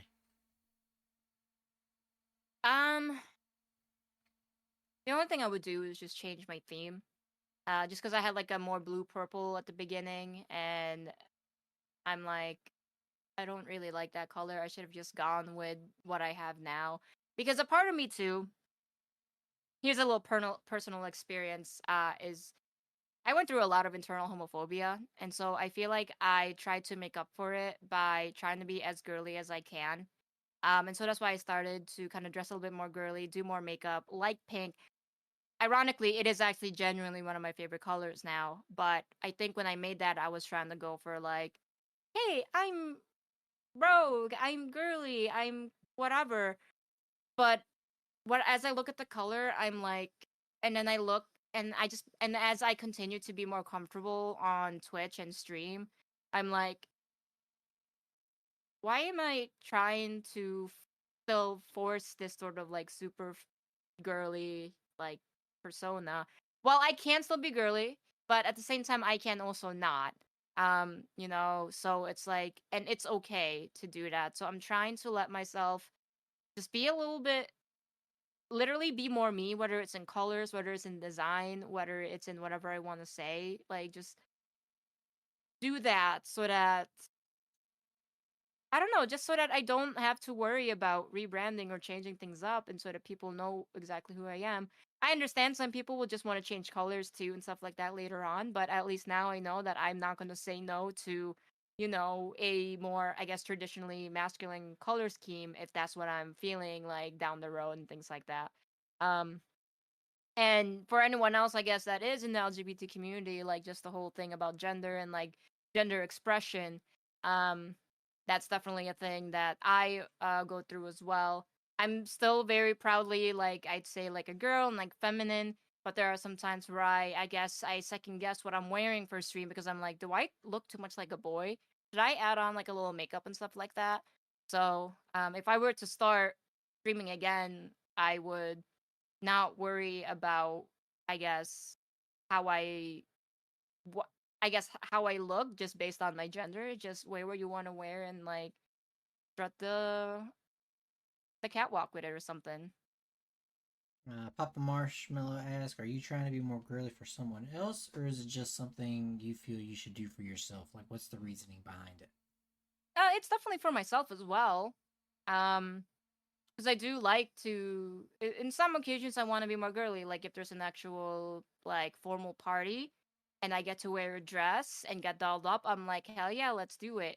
But in terms of just like everyday life, it's just how I'm feeling that day or week. I'm definitely more to terms with it now, so it doesn't really like give me as much anxiety or confusion as before.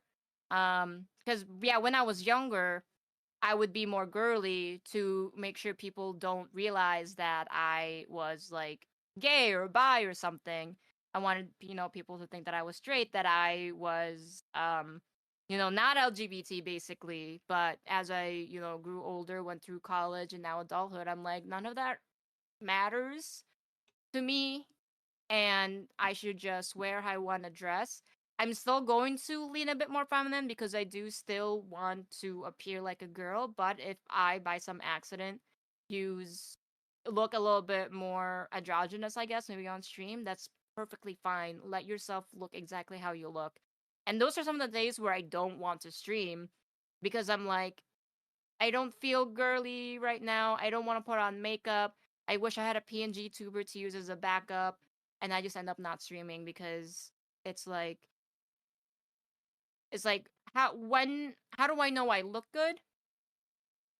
It used to be, oh, I look good if I look girly. Now it's like, no, I look good as long as I look like I'm cleaned and tidy and that like I showered and stuff, like just basic hygienes. And I'm streaming. I'm not, going to be on like a Zoom interview. I don't need to wear like a suit, like a blazer and like a nice shirt. Like I could literally just wear this. Um, and so I feel like that's something. That doesn't bother me anymore. But if I'm ever being girly, guys, it's because I want to be girly. I don't have to impress anyone anymore. Unless it's like an event where it's like, ooh, I definitely want to look the girliest for that.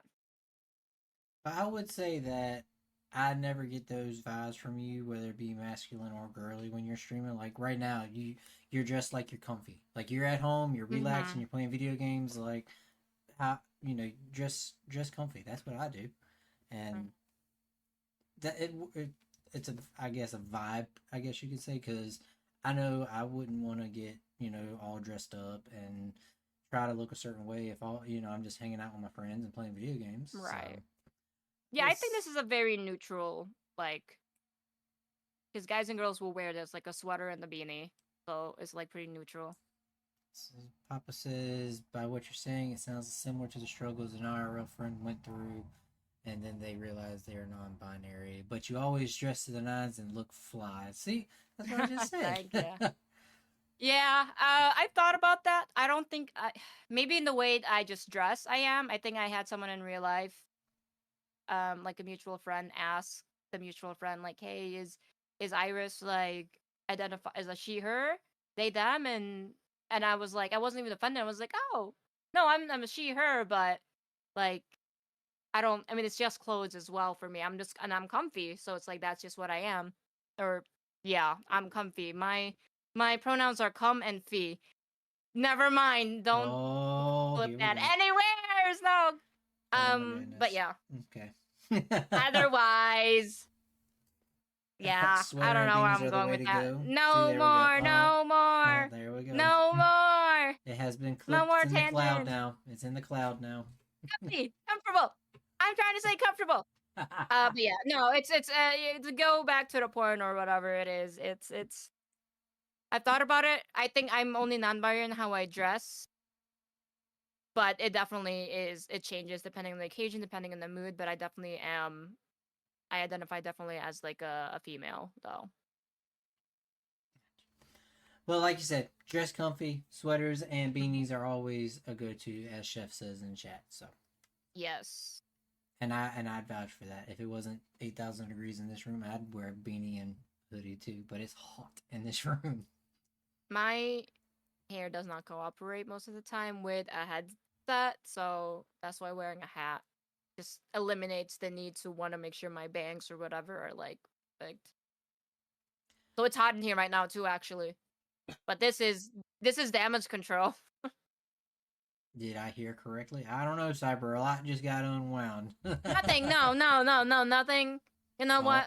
oh, okay. This Moving is on, why move- chat is my weakness. moving on, things. quick. What belief about streaming? Sorry, go Oh ahead. my I just goodness. What belief about streaming did you have when you started that you now know is completely wrong? philosophy when I first started streaming that is now wrong. I feel like a lot of the philosophy I had back then still apply now. Like, don't worry about the viewers. It's focus on it as a hobby. Don't try and make a job out of this or something, or you'll burn yourself out. I feel like a lot of those I still kind of have. If anything, maybe it's a philosophy like, oh, I need to stick to horror indie. Don't play too many variety, but now I'm kind of branching off to variety. I'm definitely still mainly doing horror, but it's like half horror and half variety. So, that's the only philosophy that I don't have right now. I'm like, oh, you need to stay niche so you can like succeed or something or build a strong community. And I'm like, but I think yeah, now that the foundation is built, like I found my community through Phasmo, through other horror games that and then of course I found out that everyone also plays other games. So it's like, okay, then I can play other games on stream and I'll still have my community and people won't think that I'm like all over the place sort of thing. So does that answer that question? Yes. Yes, very Okay, much. perfect. Very much. No more very tangents. much. Do you have any pre-stream rituals before you go live? Like, do you make sure you have a drink of water, a snack, or anything? I always forget my water. So it's a hit or miss. Right now, it's actually empty. I have been sipping on an empty water bottle, hoping that I could get just a little drop, but no. So otherwise, my lights, making sure that the camera is turned on. If the cats are in here or not, because if they're not, then I have to make sure I leave the door open for them so that they can come back in. The dog usually now likes to ask me to go out before stream, so now that's a stream. So it's just like it's making sure yeah the lights are on, everything's on. I think I have no idea. Honestly, at this point, I just hit start stream.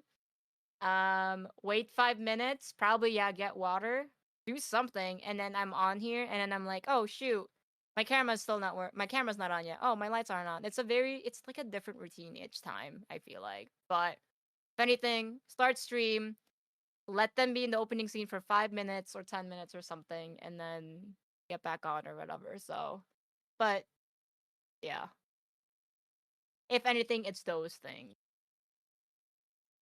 And then on the opposite hand of that, what does your after stream wind down look like? I do end stream like close to midnight most of the time, and then I still have work the next morning. So a lot of the time is I unfortunately do have to raid en route for most of those, if I do end up raiding. But then it'd be going to the bathroom, cleaning up there, making sure I'm ready for bed, and then just knock out. Just because it's so close to. It's just late, and I still have work, and I wake up, and I think I only sleep like 6 hours. Um, A night, 5 hour. I don't know, man. 6 hours sounds like a lot because I know a lot of you don't sleep. So, but otherwise, yeah, I would say that that's it. I just try and get ready for bed. There's not much there. But if I do it in like the middle of the day, um, I guess it's making sure I go eat. That's it. Do we have a favorite snack or food preference after stream? It definitely just depends on what's in the fridge. It's just whatever leftover we have and whatever snacks we have stocked up on. So, I just raid the pantry, I just raid the fridge, and hope for the best. She raids chat, then she raids the pantry. Let's go. Mm-hmm. Is there a game that hasn't came out yet that you're excited to come out? I think a common answer with that would be GTA 6.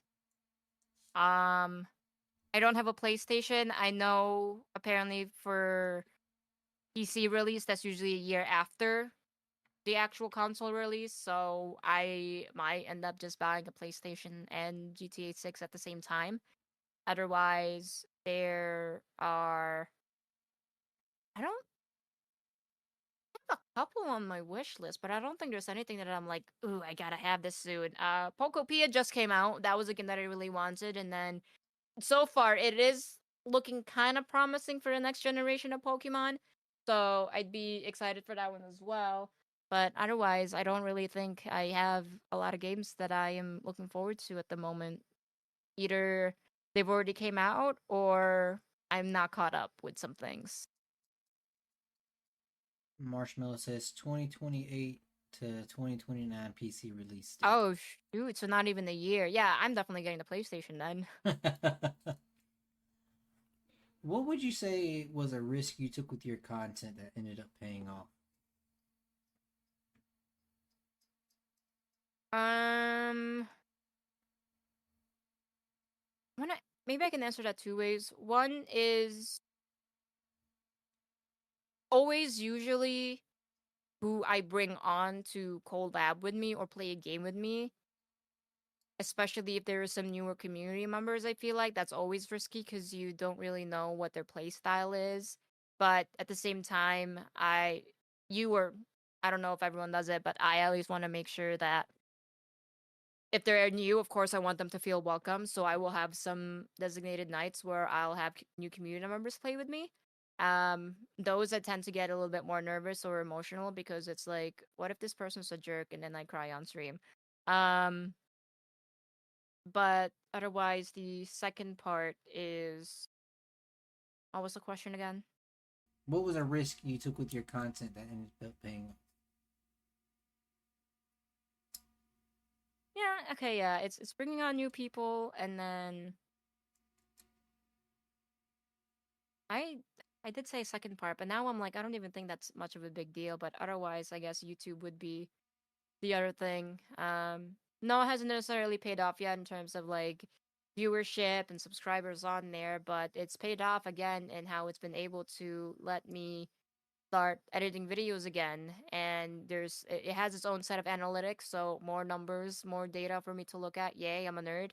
And so it's keeping me busy. It's keeping my it's training my brain. I'm giving my brain exercises whenever I do anything creative and analytics. So, at least in terms of personal health, personal return of investments, YouTube has definitely worked out really well.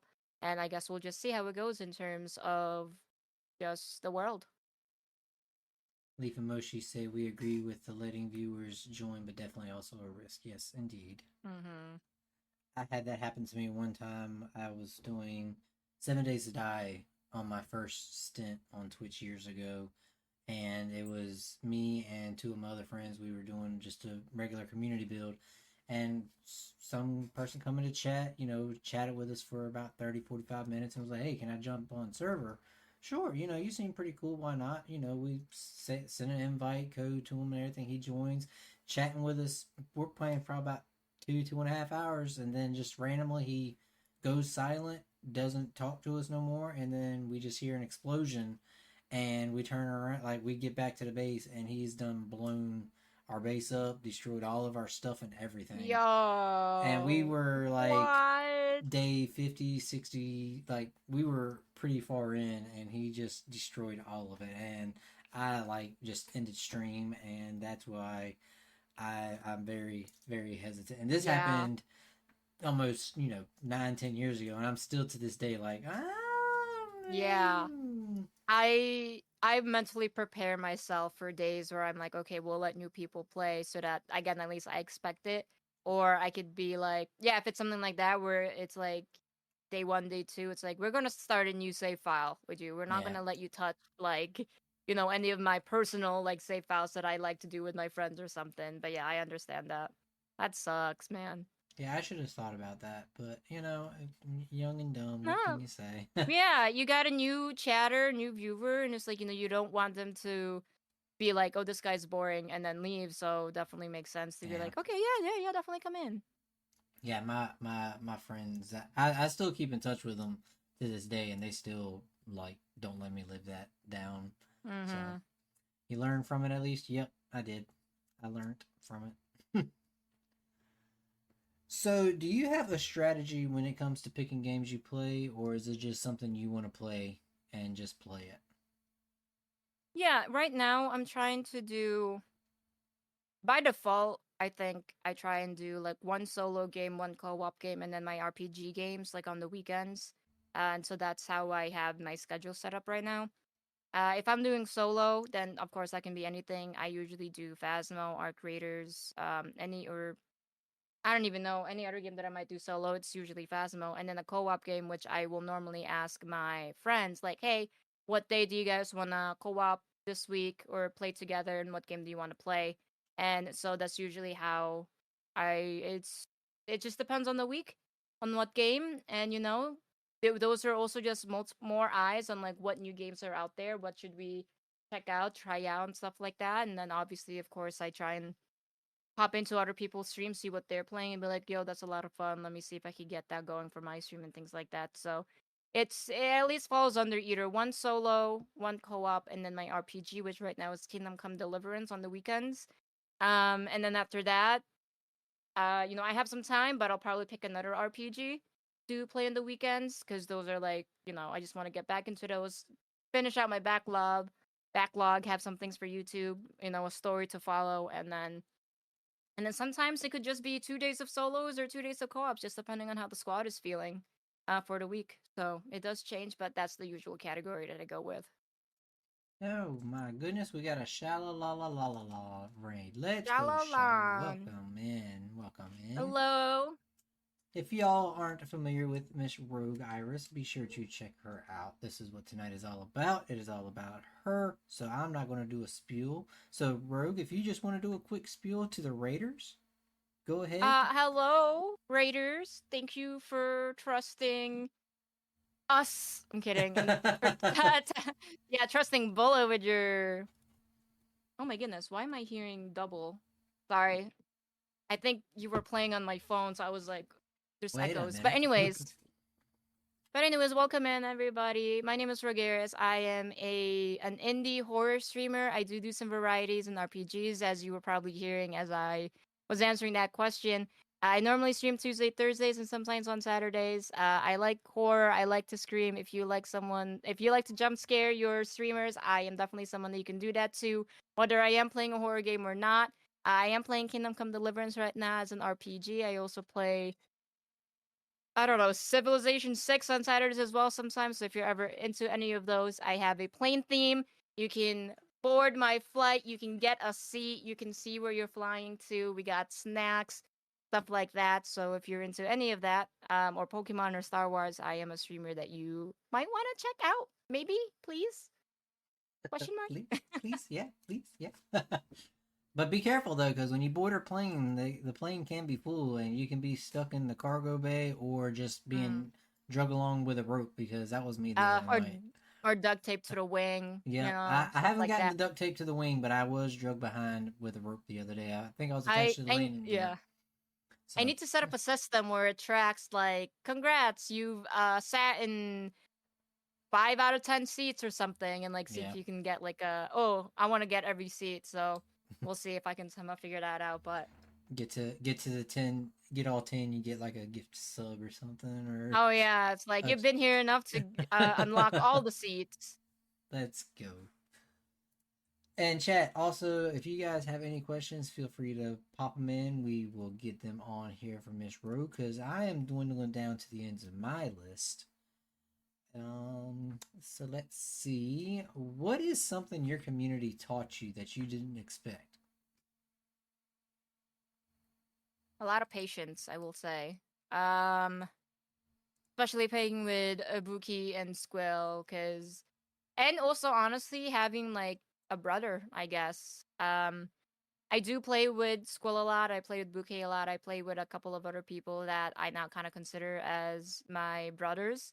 And, as siblings go, we butt heads, we fight, we make fun of each other, insult each other. I only have sisters. And, not to disregard, of course, the other ladies and other folks in chat, but I at least, never had a brother, and I definitely got that from them. And then the other things that I've learned for sure is that I can make many friends from around the world, and I always love that. I've made a few like international study abroad student friends in college, and I love learning about their culture and like learning about their language. So to be able to kind of do that again on here, and it just feels like the possibilities are endless because you're always meeting someone new, and you're always learning something new about the history of some country, the culture of another country, a language, and things like that. So 100% just the diversity and internationalism um from honestly a lot of people's communities, because I feel like everyone has a little bit of just different parts of people in the world in everyone's chat. So I guess specifically for me is it's having brothers, annoying ass brothers that I love to death. So Hey, that's our job as brothers, is to be annoying, okay? But yes, yeah, I can tell. but yeah, I definitely agree. And it's not even just, parts of the world, like it's just different parts of the country. Like, Yeah, being here in America, you got people that are on the West Coast, you got people in Central, you got people definitely. East Coast, and then, you do throw the international in there. Like, we got we got people from Germany, we got people from Australia, the UK. Like, they're all over the place, and like you said, it's just great to learn and just their lifestyles and things, like, because there's Casson, I think his name is. He's a big Phasmo player. I don't know if you know who that is or not, but he's from the UK, and my wife loves watching his videos. She learns fast from Oh. him, and his big debate is what is a chip and what is a fry. Like, what is a French fry? Oh yeah. And then apparently there's a different kind of French. Apparently, a steak fry is not a steak fry over there. It's something completely different. And when that gets started in his chat, it's going to last for a good 20-30 minutes. Dang. And yeah, it's just funny. In Squill's streams, there was a point where everyone was just talking about chicken, like what has the best like bucket of chicken or chicken sandwiches, or the most Bojangles. recent was like wings, like chicken wings. And so I was like on actually like a chicken wing crave like all week last week. Stuff like that. And it's just like, yeah, and you learn about food too and just different things. So it's like, oh wow, that tastes good, I'll try it out. Or hey, that's a complete lie, you have terrible taste, you need to reevaluate your life. And it's like people just get so heated about their favorite type of chicken. Yeah, Bojangles is the correct answer on that, by the way. Just throwing that out there. What And is it? Bojang? Bojangles. Bojangles. Okay. I don't think I've heard of that, so I'll See, have to and look it and up. that's what I was talking about. Just the U.S. in general, because Yeah. Gopher, he used to do a thing on his channels where he would take the fast food restaurants from the country, and he would just place them in, what would be number 1, 2, 3, 4, and just categorize them. And I'm just like, I ain't heard of half of these restaurants. And then, but it's just, parts of the country where it's specific to, like, Bojangles. That's kind of a southern restaurant. It's like we have Bojangles, Popeyes, and KFC down here. Yeah. So chicken off. Oh, here we go. He's done. See, I was All gonna, right. yeah. See, We did it. We did we it. Let's started go. it. It's the chicken debate all over again. we every podcast I have at least one riot get started in chat, and Oh, we that's finally good. get it. We got That's three good. We got a questions. riot. We got three questions left chicken. in the questionnaire, and we finally got it. Church's chicken. Churches. See, I've never even heard I of Church's chicken. What's that? I never heard of that too. And then apparently we have some in my area. Like what? Like I would drive past one apparently. So I've never had it either. So that's interesting. We got Bob Evans and Perkins. Doesn't Bob Evans make like a sausage? Like, don't they make sausage? But I think so. But I think they also like have restaurants. They also have like grocery. You can buy their stuff in the okay. grocery stores, but also restaurant. However, we don't have that where I'm at. So Yeah, apparently Bob Evans sausage makes the best chicken sausage dip. By the way, for Oh. people, when we have our Super Bowl parties and everything, that's what the wife uses for the sausage Ooh. dip. And apparently it's the best sausage dip on the planet. So just throwing that out there. All right. Well, while chat continues on the chicken debate, where do you see yourself in 5 years? Is this streaming or like just in general? Streaming, IRL, just whatever. Which 5 years? Where do we see RogueAiris? And that's a good question. I mean, I hope I still definitely have the same friends that I've made from streaming in 5 years. I don't know if I'll still be streaming or making content, depending on, I guess. Maybe in 5 years I might have a different job, and so I might have a different schedule and just different energy for streaming. But I do hope to still be streaming, still be involved in the community, at least in Twitch, like watching people, following new people, meeting new people, joining more Discord servers, and just talking more trash about Phasmo with every update. Maybe in 5 years they'll finally have the full game and be out of early release. But who knows, right? Who knows? I will say in 5 years, I think what I plan on having is maybe having my own property. I'd hope to be married. Brenna. Maybe a new job. If not, I'm perfectly fine actually with my current job because it does allow me to have a very good balance in work and life, and have the energy for streaming. But maybe same position, just a little bit wiser, a little bit healthier. I hope I can go back to the gym, and just look more like an adult, but I'm sure I will still feel like a kid. Like, oh, you're so responsible. You have a house, you have a car, you have this nice job. But deep down, if you watch my streams, it's gonna be like, oh shit, she's still a fucking kid. I may have all this stuff, but what you don't realize is inside my house, I have every single Pokemon card ever made, Yeah, oh, and I yes. got all the plushies, and Adult I got money. We never grow up. Our toys just get more expensive. That's all. 5 years, yeah, I'd hope to have a nicer collection of like Star Wars or like Pokemon stuff for sure. Let's go. 5 years, I mean, hopefully by this year, if not by this year, because we're trying to move to a new, like, we're trying to move in together and find an apartment. I hope to have a designated room for, all this. But if not, this year or next year in the apartments and stuff, 5 years, I hope at least at that point I have an actual, like, office space. And then I can have all my collection. I have, like, half my Pop Funko collection of Star Wars at work because I just don't have room here. But I have like a lot of space there, so I guess I'll just show it off there. Well, if I was to ever get called into HR, and I hope my HR person, I was able to walk in and just see a wall of Star Wars Funko, because I don't care what I did, I'm going to find some way to get out of it by bringing up Star Wars or something. Like, okay, I'm getting called to HR. At least know that I am cool. That but you can hey, talk to she's me. got Star like if I Wars am stuff. open about being a nerd, then you can open to me about whatever bullshit that you just did to get in here. Yeah. So you see what happened was they were talking junk about the Sith, so I had to get on them. Oh So my god. yeah, so that's why I got called down here. Well, Miss Rogue, I have one more question for you, which is the hardest question of the evening. Oh boy. Hey, it's Hi, Raina. Raina. Hey, Hi, we were speaking Raina. about you earlier. You're doing great. See, I told you you were doing great. I knew you would do it. So, final question of the evening, Rogue. Are you prepared for this? Hope so. So, Miss RogueAiris, being on this app for, might as well just say a year and a half, with 349 followers on this app. Oh, we gained one. We did. I've been checking with the raids and stuff coming in. I've been checking and refreshing. So, yep, 349 followers. Somebody new comes into this channel, says, I've never streamed before, but I want to do it. I don't know where to turn to. I don't know what kind of advice to look at.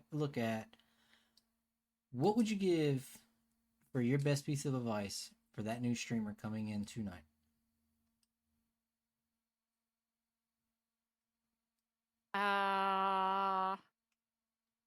Definitely do your research. I mean, I don't know, man.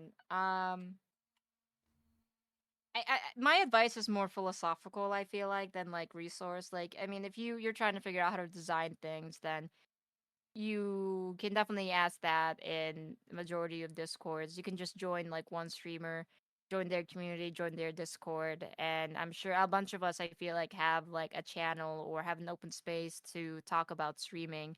And you could always just ask directly on there as well for like, hey, what do you guys use to design your panels? What do you guys use for your overlays? Stuff like that. But when it comes to actually being mentally, emotionally prepared for it, though, like you can do all these things behind the scenes. I had my panels, I had my overlays all set like a month before I actually streamed, but it took a little bit to actually hit the start streaming button, and it's that. I guess my advice is to just take it like go easy on yourself. Everyone has tech issues. Everyone is nervous when someone new comes in. Not everyone has the best gameplay. There are a bunch of epic fail content creators or like content out there, and people love to watch them. And it's relatable, so don't feel bad if you are a bad player. Don't feel bad if you are new to a game. There's a lot of us that love to see new players pop in and be like, how are you doing? Do you need help with anything? And then if it comes to trying to get more viewers to just a larger community, if you want support for your stream, then you better be giving support as well. Watch other streamers, interact in them, follow other people. And I'm not just talking about like a follow for follower kind of thing, like actually being a part of the community and talking and being active.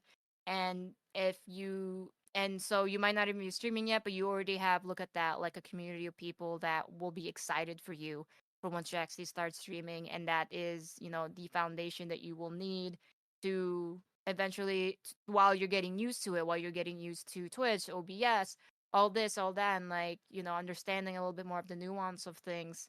And then at some point, you will be able to meet new people that are outside of your original community, and then it just continues to grow. But to do that, you really got to be able to be present and give support to other streamers, because I think the small streamer community is just one of the most wholesome and supportive communities that I've ever been in. And it doesn't matter what sort of streamer you are. If they know that you're streaming, like all the time I'm seeing in chat, like, is everyone here a streamer? Who's the streamer here? Let's give a shout out to everyone. Follow. If you see somebody you don't recognize, follow them. Squirrel does that a lot. And I appreciate him for that. Again, he's so good at networking. He's so good at connecting with people. But support and community goes a long way. You're not in it alone. And if you are, then I don't. And I'm just gonna say it honestly. I don't think streaming is for you if you're only gonna focus on yourself while you're doing this. And I'm not saying like obviously if you need a mental health day, go take your mental health day. Like that's all about you. That definitely makes sense. But if you're trying to grow streaming, that's it takes a village kind of thing, and not like a I'll do this my own way sort of thing. Would definitely 100% agree with everything you just said. Very solid advice. Very I feel like it went advice. on another tangent, but Oh, you're fine. point No, made. definitely, like you said, like this, it does take a village, and if it's a you scratch my back, I scratch your back type deal. Like you just don't do the follow for follow. Like that doesn't work. I'm sorry. Like that's just a way to get numbers, and that's it. Because Yeah, and you don't get viewers that way. yeah, and I always say, yeah, it's cool to be able to flex. Yeah, I got 1,000 followers. I got 5,000 followers. But out of those thousands of followers, how many actually show up on the day in and day out basis? And Mm-hmm. like you said, if you want support, you got to show the support, and you got to put in the work to, like you said, lay your foundation and get that community building and growing. And if you're just wanting people to show up to you, but you don't return the favor, they're just, hey, like they're why am I showing up for them, but they don't, show up for me type situation. So Mm-hmm. I definitely 100% agree with what you said for Yeah, sure. and I mean, there are definitely some viewers out there that don't stream, so they don't care. They don't necessarily need your support. But if you still go that route, it is going to be a very slow process then for you to find those people that aren't streamers that don't need your support versus actually just interacting with people who also need it. And so, it's like a give and take kind of thing. Yeah, for sure. You got to do the work to get to, what is it, you got to do the work to reap the rewards, if I'm saying that correctly. I feel like I just butchered that, but yeah, I don't know either, so I yeah. cannot help. Yeah, it's not as simple as people may think it is. Where like, oh yeah, I'll get a PC, I'll set up my OBS, and boom, I'll have hundreds of people coming in. And no, there's a lot of groundwork that goes into building Yeah. not even just building a community, but to like be a part of a community. Like there's a lot of groundwork to Yeah. build. Like you just don't randomly show up into somebody first time, your first time chatting somebody's screen. Oh yeah, I'm a streamer. Y'all need to come check me out. Like no, you don't do that. Like Yeah. that's a really big Yeah. ick. Like you gotta show That's up the one of the and big like rules in chat sort of thing. Like don't do self promos sort of thing yeah, because and people I will just do mean, that. and I'm horrible for it because there's people that I watch that I've been watching for months and even years, honestly, and I'll show up and they're like, "Oh yeah, let's give Bullet a shout out." Like, Bullet's a streamer. Good, no, like don't do that. Like this is But your yeah, you stream. Like this is your stream. Don't take the focus away from you. Like I appreciate it, but I'm here to show my support to you, like mhm. type thing. So definitely, like you said, support for support, not follow for follow, and Yes. lay your foundation, do the work, and your community will slowly but surely start building. And it's more rewarding to get it earned like that because at the end of the day Mhm. the people are there to support you and Yeah. be there for you. Yeah, that's So why I feel like too. I mean, especially for still small streamers that they need to take a break, and then everyone's like worried, like I feel bad for missing a stream, sort of thing. Like with a community, you don't have to worry about that. They will definitely still be there for you when you come back, sort of thing. So oh yeah, for sure. And there's been a few people that have been in chat tonight where they've taken like a week or a month off, mhm. and they were worried that when they came back, nobody was going to show up, and they get that, we get that notification, and it's, oh, they've gone live. Boom, 15, 20 people are back in chat. Hey, welcome Mhm. back. It's like, We where the missed hell you you. been, Yeah, Loca? pretty much. Yeah, pretty much. And that goes back to that. You build your community with the people that you support, and they're gonna return it and support you in Mhm. any type of way. So, but definitely great advice on that. Again, 100% agree with you for sure. But Miss Rogue, that was the last question I have for you. You crushed this Wonderful. interview like I knew you would. Is there Like, anything you'd like to add or say to me, to chat, to just anybody that may be listening to this now or in the possible future? yeah, and it's gonna be a little mushy and like whatever, but really, thank you so much for inviting me to be here.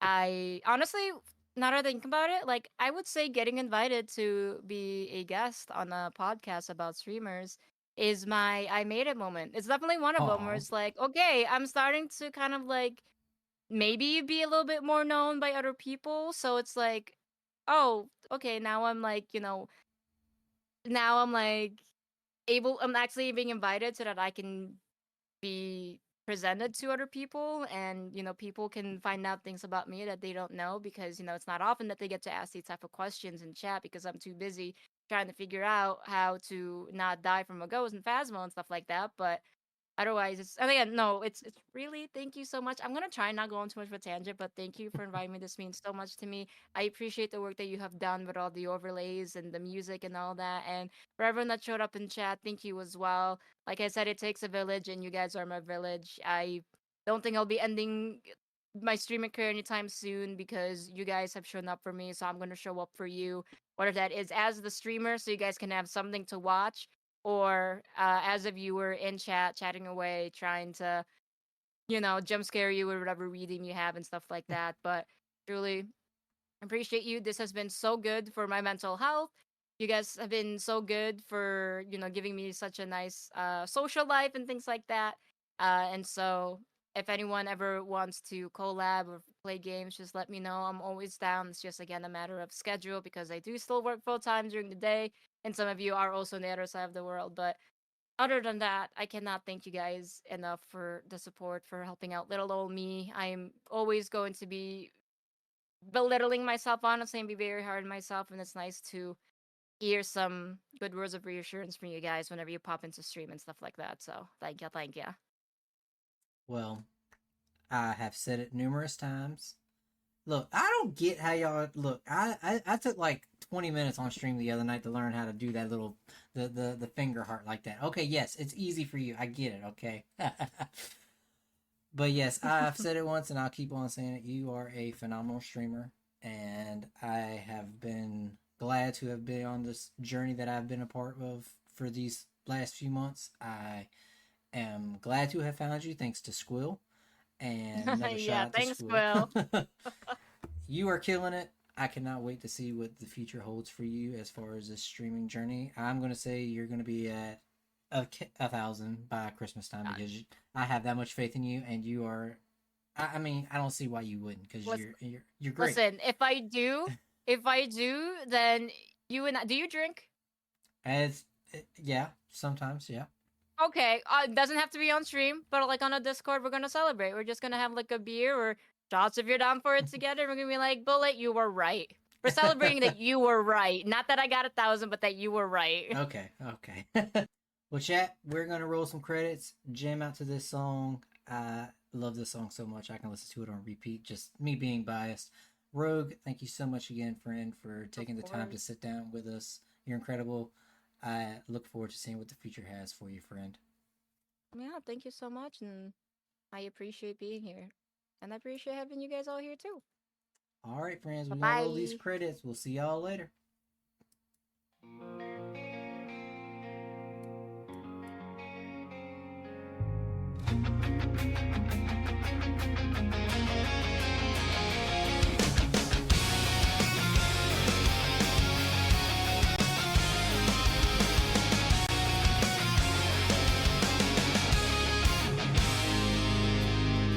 UP and Bullet on the mic, riding waves, electric spike, from quiet hearts to epic hype. You gave us wings, we took the flight. They're not just pixels, not just names, they are lives on fire, burning flames. So thank you all for coming through. This journey's ours, but it's yours too. Beyond the street, beyond the street, beyond the dream, beyond the dream. We'll rise together, find the gleam.